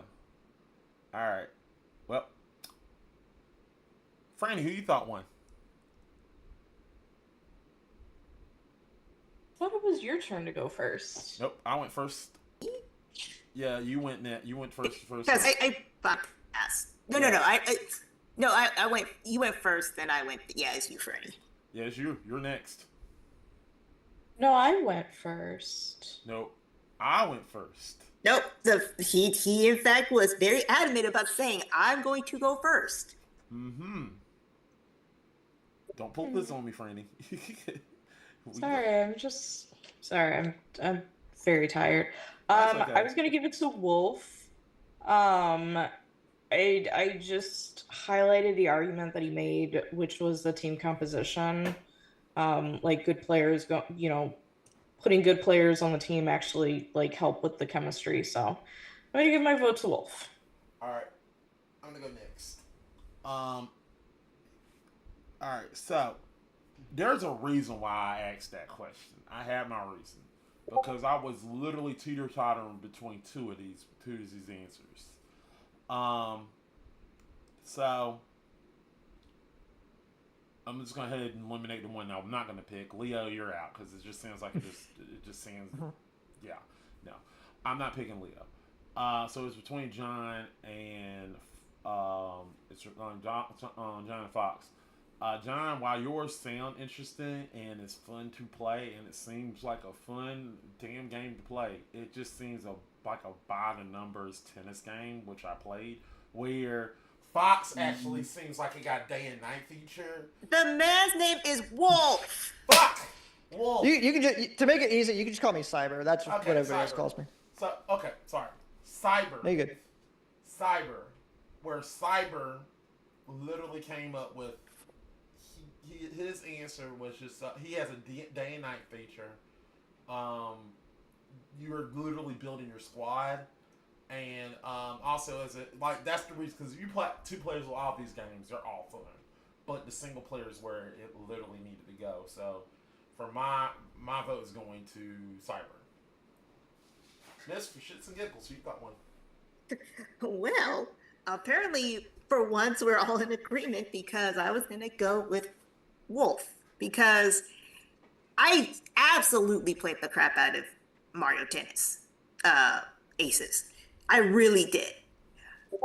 But there is something to be said about when you have a team game or a game that requires team effort, that you have a actual team element that actually plays a role instead of, just being or just putting our characters together.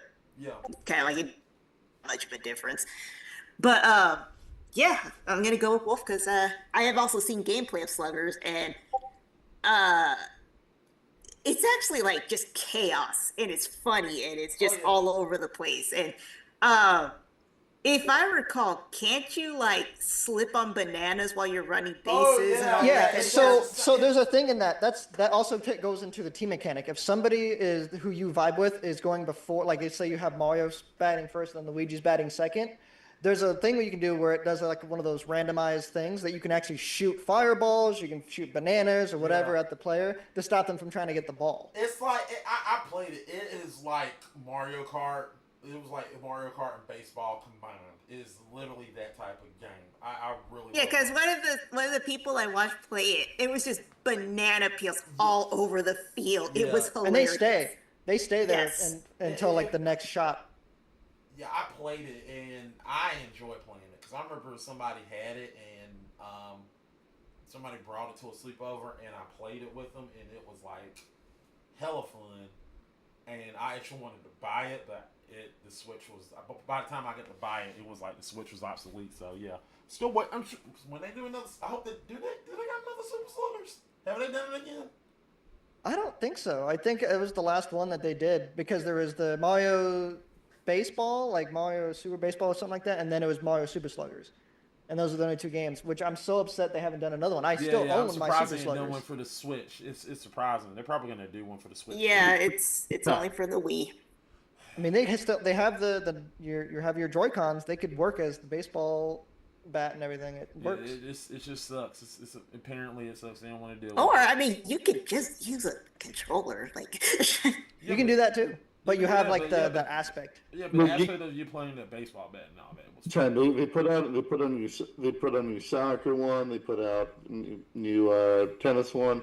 They're going to get to another baseball one. Yeah, they just did a new golf one recently too. So they're running out of sports. Yeah, they gotta go. Speaking of lacrosse. the soccer one, Frog, Mario Strikers made me mad. Yeah, because he said you all are squares. Sorry, Mario Strikers is the best game. That game made me so upset. I played that game for 5 minutes before I cut it off. Okay. I never played those games. So I I don't didn't know what even get that's past like. the tutorial. That's how bad I got. Yeah, that was a bad game. Sorry, Frog. All right, so with that said, we can read a little bit of what's going on. We talk about paying bills with cookies, and I said Yoshi does. And then Miss came into the room and said this isn't Food Wars, and I said, hey, people can get naked and eat food because it's delicious. I did say that. Yeah, and I said hashtag. I did literally said Sonic. Wait till you get a load of me, and Frog said load of this splat. All right, so Franny, what they're saying in TikTok? Nothing. Fair. They're coming in and out. Mm-hmm. Well, at least they're lurking. That's all that matters. All right. With that said, people, Mario Super Sluggers, Super Mario Strikers made me mad. Why? We just said it. All right. So He said he got called, so he didn't hear it. okay, gotcha. All right. With that said, people, we're down to the final question of the night. Cyber, you did it. Oh yeah. You did it. You did good. I'm on the board. You're on the board. Well, now Nice job. Now comes the hard part, because now it is anyone's game. So the good news is we are not going to PvP, which is a good news because that means we don't gotta go to a bonus round. All right, so with that said, people, we're gonna go to the final question of the night, and it's a doozy. And I'm gonna read this one. All right, so we want to know. We want to know one question. What game character would you could you see working in a fast food restaurant? What game character could you see working in a fast food restaurant? All right. So we're gonna start over. It's gonna be Cyber, Leo, then John. Let me get the photos up. Cyber, what is your answer? My answer was Waluigi from the Mario franchise. There you go. Look at Waluigi right there. Look at that beautiful bastard. He looks angry. I'm just doing this. I want to see if Franny sees it. It's just annoying her. So why the fuck we got a pan on this motherfucker?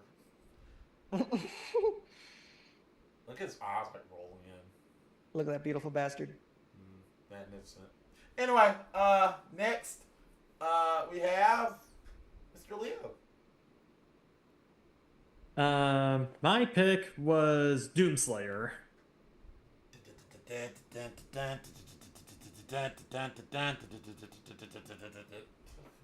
he is, the Doomslayer. All right, and John. The only answer that you need to know, of course, is Sora from Kingdom Hearts. Yep, Sora. Yep. I know why you picked him. I played the game. It's some shorts. Yes, it's the shorts. You're right. All right. With that said, people. Wait a minute. All right, now Trinkville is in the building, people. All right, so with that said, people, this is gonna give 3 minutes on the clock. We now have Cyber. Tell us why your answer is the best. Go. All right. Well, as soon as I saw this question, the first person that came to my mind was Waluigi. I can picture him working at any fast food restaurant, and not just working there, absolutely owning the role of chaotic, petty night shift worker. He'd have to work the night shift, not like the day shift, because he had to be that weird dude that you just see, in the back making burgers, and he's got that look. You can just imagine him at the drive-thru making sarcastic announcements and that weird nasally voice. If a customer asked for extra pickles, he'd put exactly one pickle in just to make a point. If somebody complained, he'd lean halfway out the window to argue with them, while at the same time flipping the fries in the background. He just seems like the guy who, because he's not in any of the mainline Mario games, that he has to make a living somehow. So he's just working, a part-time, burger, just working at McDonald's, and But because he's so ugly, he can't just be working the day shift. He has to work the night shift. And yet somehow the place would still run. He'd have the orders out, the floor swept, and the fryer going at full speed. But the whole time he's just muttering insults to himself under his breath. That's the beauty of Waluigi. He's chaotic, but he's functional. You just know customers would just start coming back, not for the food, but just for the story of the tall purple guy working in the counter or working in the back, working on the fries. He'd become a local legend. We wouldn't care about the job, He wouldn't care about the job. He wouldn't.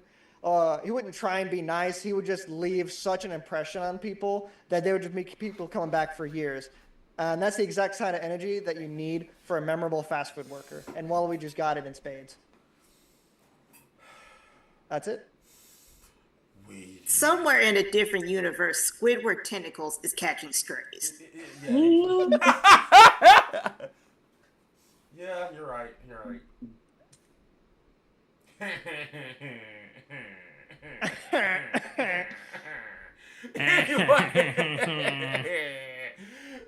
Leo. Just crying in the corner. I hate my job. All right, so Leo, you're next. Okay. I'm ready. Go.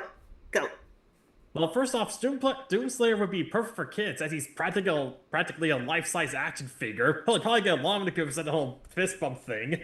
I mean, lots of kids do that. Then, when it comes to like cooking burgers or doing like multitasking, he just uses flamethrower on his shoulder and just like cook some stuff.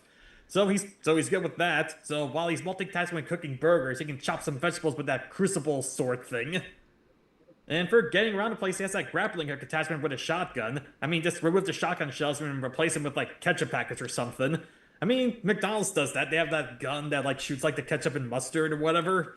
And also, he'd be cool for drive-thru because it's confirmed that he can talk, and strangely enough, he sounds like Mordekaiser from League of Legends. And he'd be perfect against Karens. I mean, no one will want to fuck with them. Hell, I mean, kids probably love Doomslayer, and they see their parents like complaining about him. They probably hate their parents if they ever start shit with them. It's like, what the hell are you starting shit with him? That's Doomslayer. He's the coolest guy who ever existed. He's just like a cool person just to be around. I mean, no one want to mess with him. You just probably try to be best friends with the guy. Hell, they'd probably be like manager just by just how he looks and how he sounds. And that's all I have for him. This like cool person, and just like, why wouldn't you want to hire him? Minute 35. That's about it. Okay. Sorry, I'm just picturing Doomslayer, just some random woman coming up there like, where the fuck is my 6-piece nuggets? Just like get the BFG and says, just get the BFG and just shoots her. Yes. I mean, I'm just picturing that. I'm just sorry. I don't know about y'all, but I'm picturing that. Like, just like, where the fuck is my 6-piece nuggets? Alright, cool. I don't care about my 6-piece nuggets. Alright. John, you're next. Go. Alright, so we all know Sora. And even as convoluted as some of his stories can be, he's still the hero of Kingdom Hearts. Traveling around the kingdoms, defeating the Heartless, thwarting Organization 13. But what happens when all that's done? What happens when you can't fight Heartless anymore for money? You're going to have to get money, because that's what's actually called money. Sora's going to have to enter the workforce. And he's grown up with no formal education. All he knows is how to swing around a giant keyblade. And that's not going to pay the bills in his peaceful life afterwards. And where does a teenager with no affable life skills goes? They go into the fast food industry. He will learn all the techniques to become a successful worker, whether it's working the register, working the fries, or if he plays his cards right, he could even get to the grill. His management in his future, possibly if he takes the certain courses, but honestly, that's what he's going to be doing. And there's been established lore. There's San Francisco, that's got fast food places. Forget the world is called, where everything's kind of fantasy, but that has fast food. So, and that's also Disney/Pixar canon. So he has different worlds that he can go to that has a fast food-esque means available to him. But in all honesty, he's only got two options. It's going to be fast food, or in a couple of years, when he's old enough, then he can get on the OnlyFans, or whatever the Disney equivalent of that is. So those are his two options for a man who's only used to defeating, just mouthless, heartless creatures. 50? That's all you need. Also, were you thinking of Traverse Town? Yeah. Not Traverse Town. It's the one where I think it was like Tom Holland was one of the sons, and I think Chris Pratt was the other son. They have like their half. Oh. Not in the game. Not in the game, but a very very possible world they could visit, since they're practically going anywhere nowadays for Kingdom Hearts, as long as it's a Disney property. Fair. Okay. All right. Really, Star Wars cut. All right. So we're gonna go to gallery mode.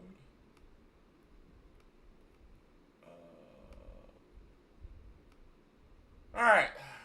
It's final round, people. They can count. 5 minutes on the clock. You can go after everybody.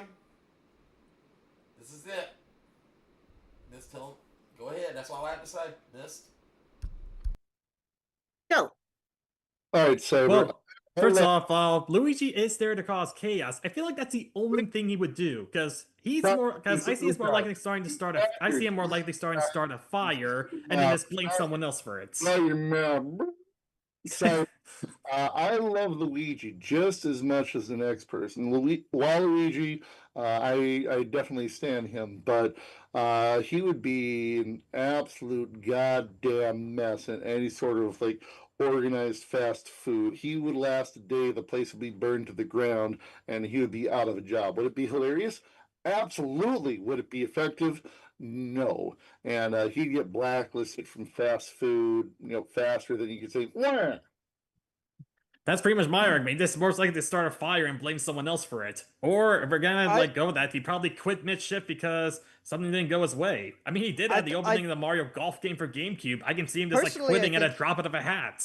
Personally, I think he'd still be a funny person to just have as like a local legend. I can't even imagine in any universe, I can't imagine where Doomslayer would work at fast food. You really think this motherfucker who's like ripping demons apart by their limbs is gonna have any sort of like patience, any sort of patience to work fast food?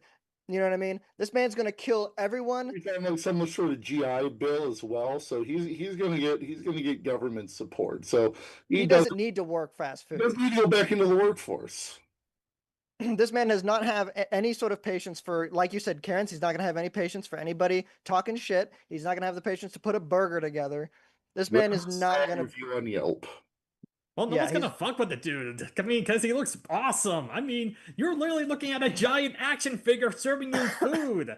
How is that not awesome? Looks are skin deep, my friend. How it's gonna? He's not gonna work fast food after working like years in the military. This man's gonna be set for life. He's not gonna want to go. No, nor is he gonna have the patience for. I used to be in the military. I don't have patience for civilians. You know what I mean? Motherfuckers do anything stupid. I'm an awful person. Fuck me. Yeah, I'm not gonna work fast. I couldn't work fast food. There's no way. No one wants to work fast food. Let's be real. Very true. Very true. But the bottom of the, like with Waluigi, bottom of the barrel, he can't do anything else. He's gonna have to work at like the worst of the worst fast food joints. You know what I mean? He's gonna be that dude in the back washing dishes somewhere because he's got no life outside of and because he's always let outside of the main series of Mario games, and even like they barely want him in the sports games. I see Waluigi as a schemer. Like he's going to try to make his own MLMs. He's going to try to scam. He's going to try to make money, whatever he can, just like selling some sort of bullshit remedy like on a street corner somewhere, possibly with Wario, and they're not gonna last more than a week. But he's just gonna get through that cycle of he's gonna get some gold coins until everybody realizes that he's full of shit, and then he's gonna go on to the next scheme, probably with some other like stupid disguise or something like that. The way you describe it sounds more depressing. Well, that's have you ever been to like McDonald's late at night or like a Wendy's late at night? You always got the people who hate their lives working at 11 at night to 1 in the morning. You know what I mean? You got all those. At least try to have some fun to it. Well, he's gonna still, do his best to try and make it through, but he's gonna be an asshole about it, just like how most people in fast food are. I don't think Sora would want to work fast food. I think he loves going on adventures too much that he's not gonna want to work fast food. If he was too busy helping Winnie the Pooh just because he's not on the cover of a book, he probably would leave this post just because in the book they spelled his name wrong. He would be nice, but I don't think he's gonna want to work fast food. I feel like Waluigi would work fast food as like a last resort because he can't do anything else. He's gonna fucking wash out of fast food because he has no focus. He's not going to be able to concentrate on anything, and he's just going to have to move on to the next scheme. Doomslayer, if you said Leo, like if he's using a flamethrower, those don't have control. He's going to burn down. He's going to burn that place to the ground. What, a Source fire spell won't burn things at the accidentally? He's not going to use his Source. He's not going to use his spells because he's not an idiot. So, for example, if he doesn't use his spells, like, for example, he could just use, like, well, I'm not going to give this away to you, John, because I was thinking about this if Sora was a fast food, but I'm not going to say the magic that could help him out in this case. Like, it's a lunch rush, and what's the one magic spell that can help him out? I'm not going to give it away. Anyway, back to Doomslayer. He can just, like, rush around with that grappling hook. And it's like, oh, that person needs food. Grappling hook over there. Grappling hook over there. He can just do all that stuff. And also deliver condiments at the same time. For the love of God, stop. Alright. Yeah. Miss, you got a question? Yes, let's play a game. Let's just name better answers. That's what I want to say, yeah. I still say Waka from Final Fantasy X. Ain't too racist. I like There are racist people who work fast food. That is true. That is true. You're absolutely I see him as more of a bartender. And also, he's only racist to one specific race. He would serve everybody else. I'm just saying, it's a race that doesn't exist in our universe, so we're good. That's true. That's true. Let's see. Yeah, let's go ahead and do that. Yeah, Battletoads will work. They actually will work because they're technically humans that was put into a video game. So they. I do like the answer where somebody said Joker from Persona. Like, I actually have to. I don't know why I didn't think of that one. I play Persona all the time, and he does actually work fast. Yeah, he actually does. Yeah. I didn't want to go with anyone that works fast food because I thought That'd it be would be obvious. cheating. Yeah, that probably would have been obvious. Yeah. Like Although to the Joker argument, he doesn't have to. That's true. You can go the whole game and not play. You can go the whole game and not play. Oh, here's here's another great answer. The serve bots from Mega Man Legends. They can cook. Oh shit! Yeah, you're right. That's You actually could use is the a good serve answer. bot from Mega Man Legends. They actually are. I never played those, so robots that actually work to support the Gizzle Sheriff. So you could. I just went with the first thing that came to my mind of like, oh yeah, this dude. Bots and I would have won. I think this would be. I think this would be beneath him. But if you spun it the right way, Iggy from Final Fantasy 15. Yep. Okay. I would have picked. Sid from.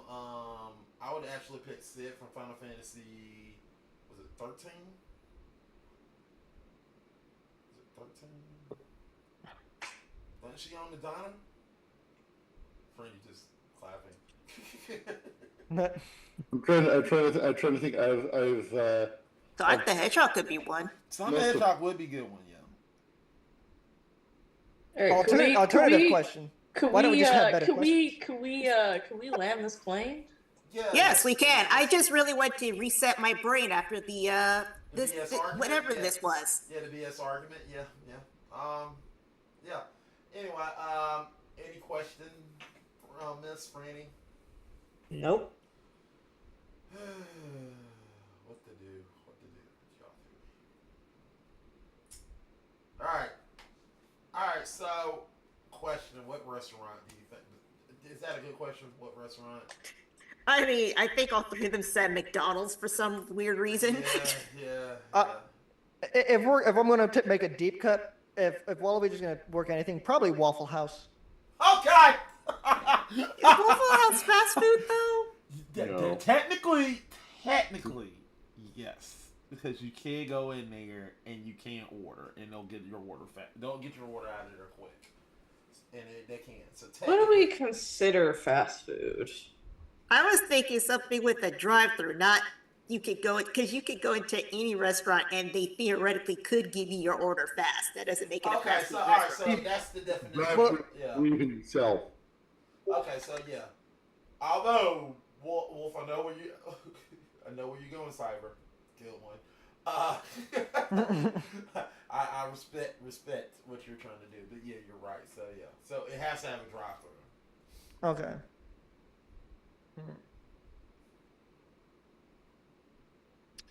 Well, I guess another deep cut, CC's Pizza. Does it still exist? No, No. but I could have seen him I working at wouldn't it. know. They're not on my side of the country, so There- I have there no was- idea. I did see one a while ago, but I don't know if it's still around. We had one there. I haven't seen the CC's in a long time. So yeah, they were down here. I know what you're talking about. And you do have a drive through. I can count it. But yeah, CC's. Good God Almighty. That's a good God Almighty. Okay. All right. CC. So Leo off for some hot milk. Okay. Leo. I guess the only thing I can think of, would have to be a Burger King, I guess, because like it's a flamethrower and it can match with the whole flame grilled burger thing that Burger King has going. Okay. John. Noodle burger. Who? Noodle burger. That is not what I heard. I swear. Me too. I was like, what? I thought you said needle burger. That's what I thought he said. Needle. I was like, what? What the No, hell is I thought he needle? said something else. Oh yeah, I thought I heard a Yeah, name. I know. I was like, yeah, Mike Epson. I'm like, excuse me. What's a needle The burger? fuck is a needle burger? Yeah.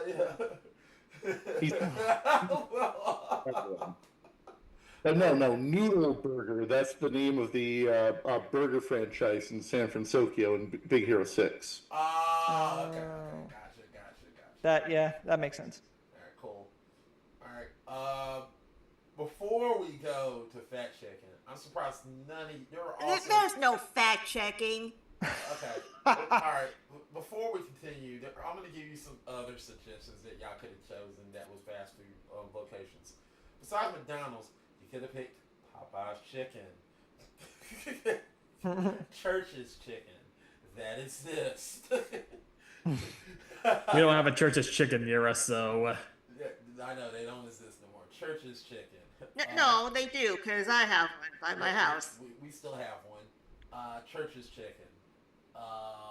Yeah, those exist. Popeyes exists. Yeah.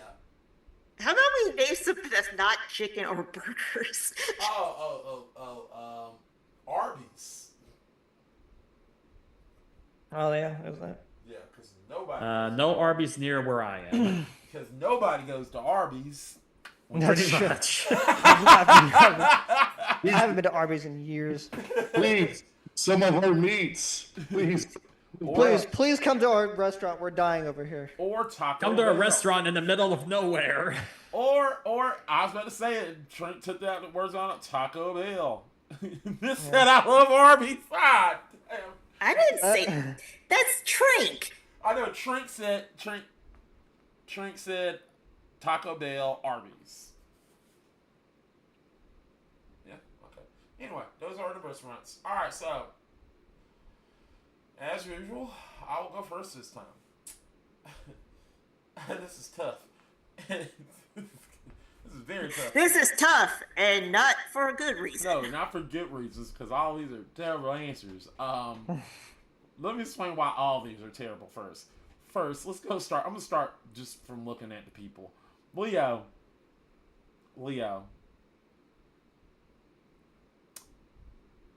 Doom Slayer would kill everybody in that damn restaurant, either you liked it or not. He would start fights with more people than you think. We're right, but nobody would fuck with him, but also nobody would want to fire him. If we're talking about somebody that's like a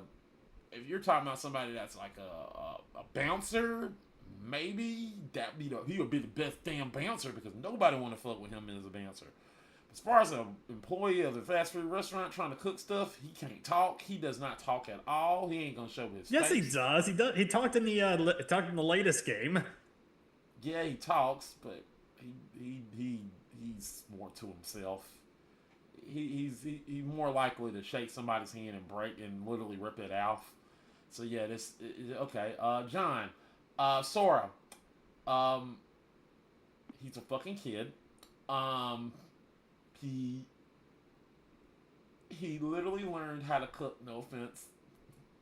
What's on his resume? He's gonna literally say this. Hey, how did you learn how to cook, kid? From a rat, from Ratatouille. Yeah, that's automatically gonna people are gonna question him and doing that, and they're not. Oh, we're not hiring you. Your hands are dirty. Let's go with Waluigi. Yeah, it's true. That man don't give no fucks. He don't care about nothing about that restaurant. He would literally just look at that restaurant as it's burning and just with the blank stare in the look and like, oh yeah, Ouija, Also, he only says one word, Ouija, and start breathing hard around him. He gonna get uncomfortable. Also, I don't even know how the fuck he's gonna become a legend. So that's why all these answers are terrible. Maybe Miss will come up with it. Maybe Franny will come up with more reasons why these are terrible. Honestly, I think you helped my argument more than you defeated it, Mac. Did you choose an answer? I'm thinking it's hard. I am going to go with. You know what? It doesn't matter. I'm just gonna go with John. He did learn from Ratatouille. Ratatouille is a chef. He did learn how to do stuff with a restaurant, so I'm going with him. If y'all pick somebody else, oh well, but I'm going with John. Miss. Least problematic one would be Sora because he's probably the one that won't spit in my food. He might get my order wrong, but at least I know it is germ-free. Yeah. Well, at least from him. Yeah, from him. Even though he learned from a rat. Yeah. Well, he can learn from a rat. That doesn't mean he has to use the rat. Well, to be fair, the question was who do you see working and not who would be the best. Come here, Ready. And also, I could see a 15-year-old working in a fast food restaurant. That too. Yeah, you can see Sora working in there. Like Waluigi's not working in there. He's literally got coins with. Well, I mean, yeah, Wario ain't still in it. Let's be honest, that greedy motherfucker ain't sharing shit with him. But he got coins. So I guess John won it. John got that point. But for shits and giggles, Franny, who you thought won? John.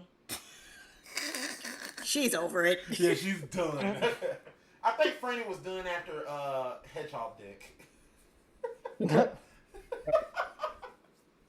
I lying, Franny?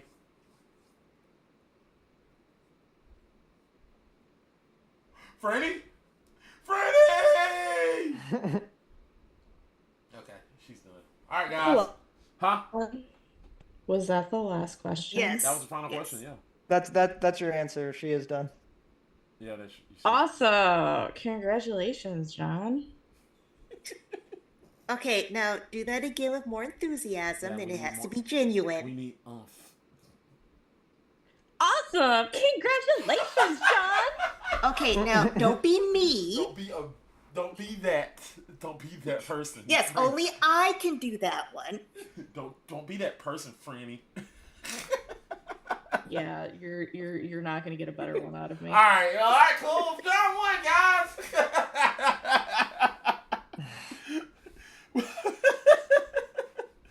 Oh man, if Trick's sitting there saying we need a fist fight about Arby's. Okay, well we'll do that. We'll do that on the GF1 podcast. We'll talk about all the meats of Arby's. Ooh, fast food tier list. I really did that. Anyways. Anyway, yeah, we'll talk. We'll think about it. Yeah. Anyway,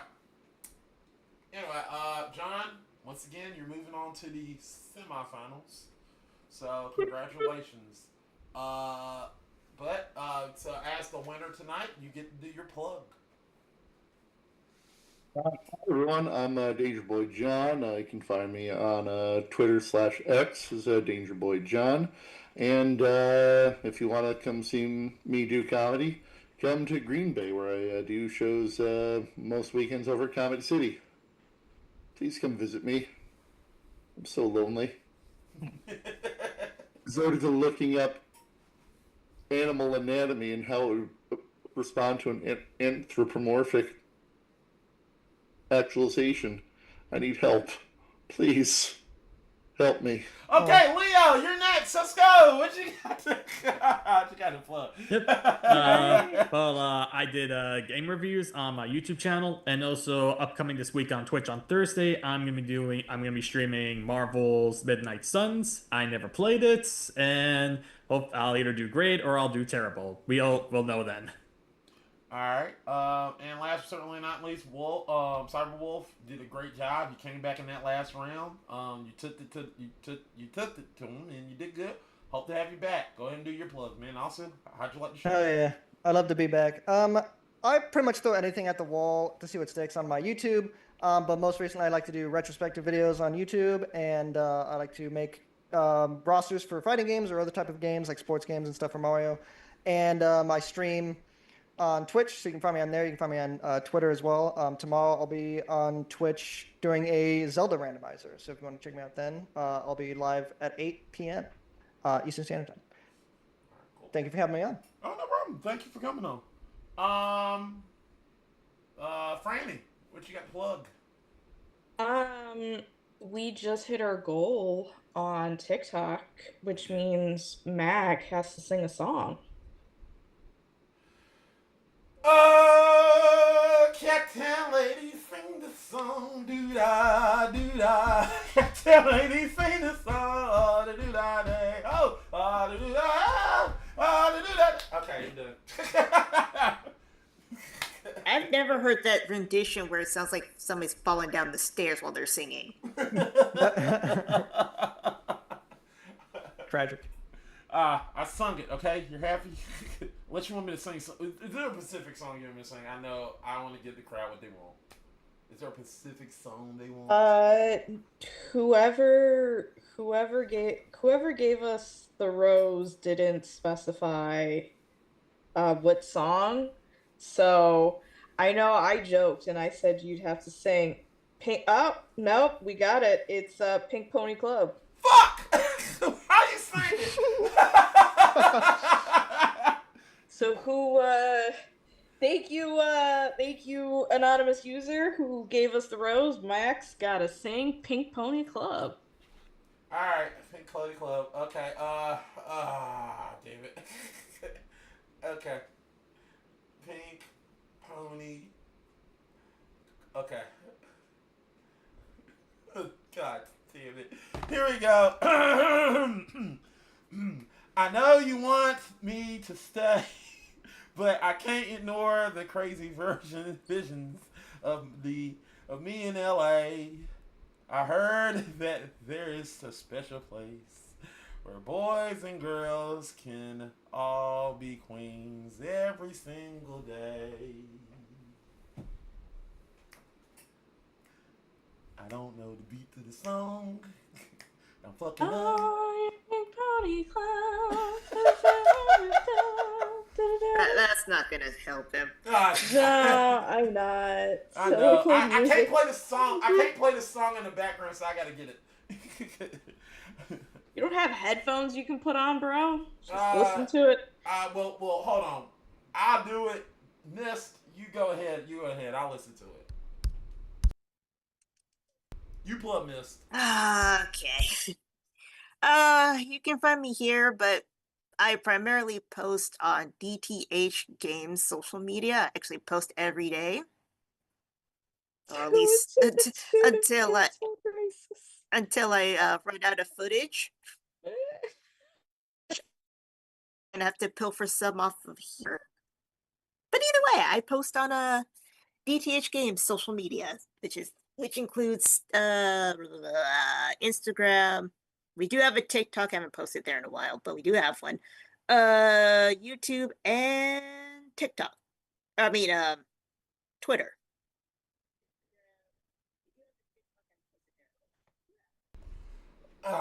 God damn it. Okay, all right, cool. I got it. All right, I got sort of. the beat and the hum and okay.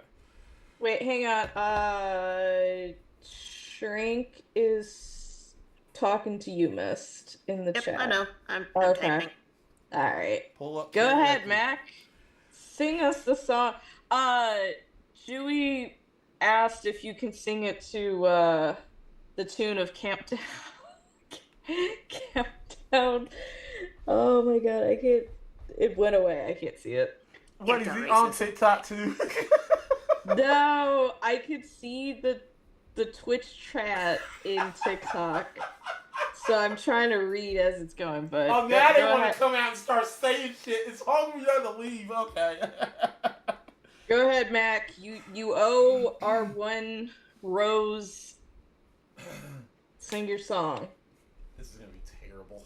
Okay, because it's a I'm an alto. I'm not like okay. I know you wanted me to stay, but I can't ignore the crazy visions of me in LA. And I heard there was a special place where the boys and girls can be queens every single day. This is terrible. Good God, I can't do this. Oh, God. Well, okay. Ugh. Do I gotta sing the whole song? Can I just sing a verse? Y'all got quiet. Busy drawing. Oh no, we got more. I swear to Christ, if he's drawing hedgehog. We got dick. another gift. Sing the whole song, Mac. Fuck! Really? I'm having wicked dreams. Okay, hold on 1 second, Mac. Yes. Can he just record it and post it? Are we going to sit here and have him sing this whole song on here while we're at the finish line? That is true. That is a good reason. I concur.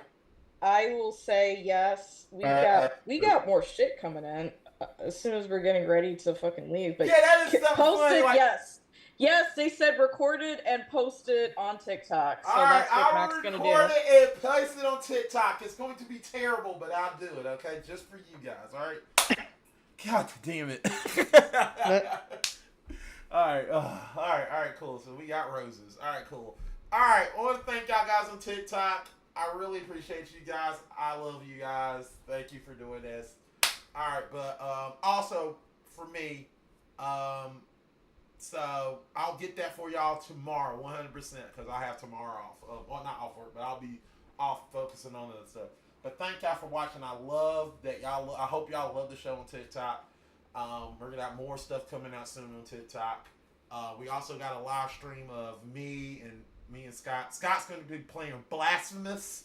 Yes, Blasphemous. I'm gonna watch him play Blasphemous, where I'm gonna get him back for doing all this stuff tonight. So I'll pay back. That's blasphemous. Yeah, I know, Blasphemous. So get sure you go watch that. Also, watch this Tuesday. Me and Eric are gonna be playing another game.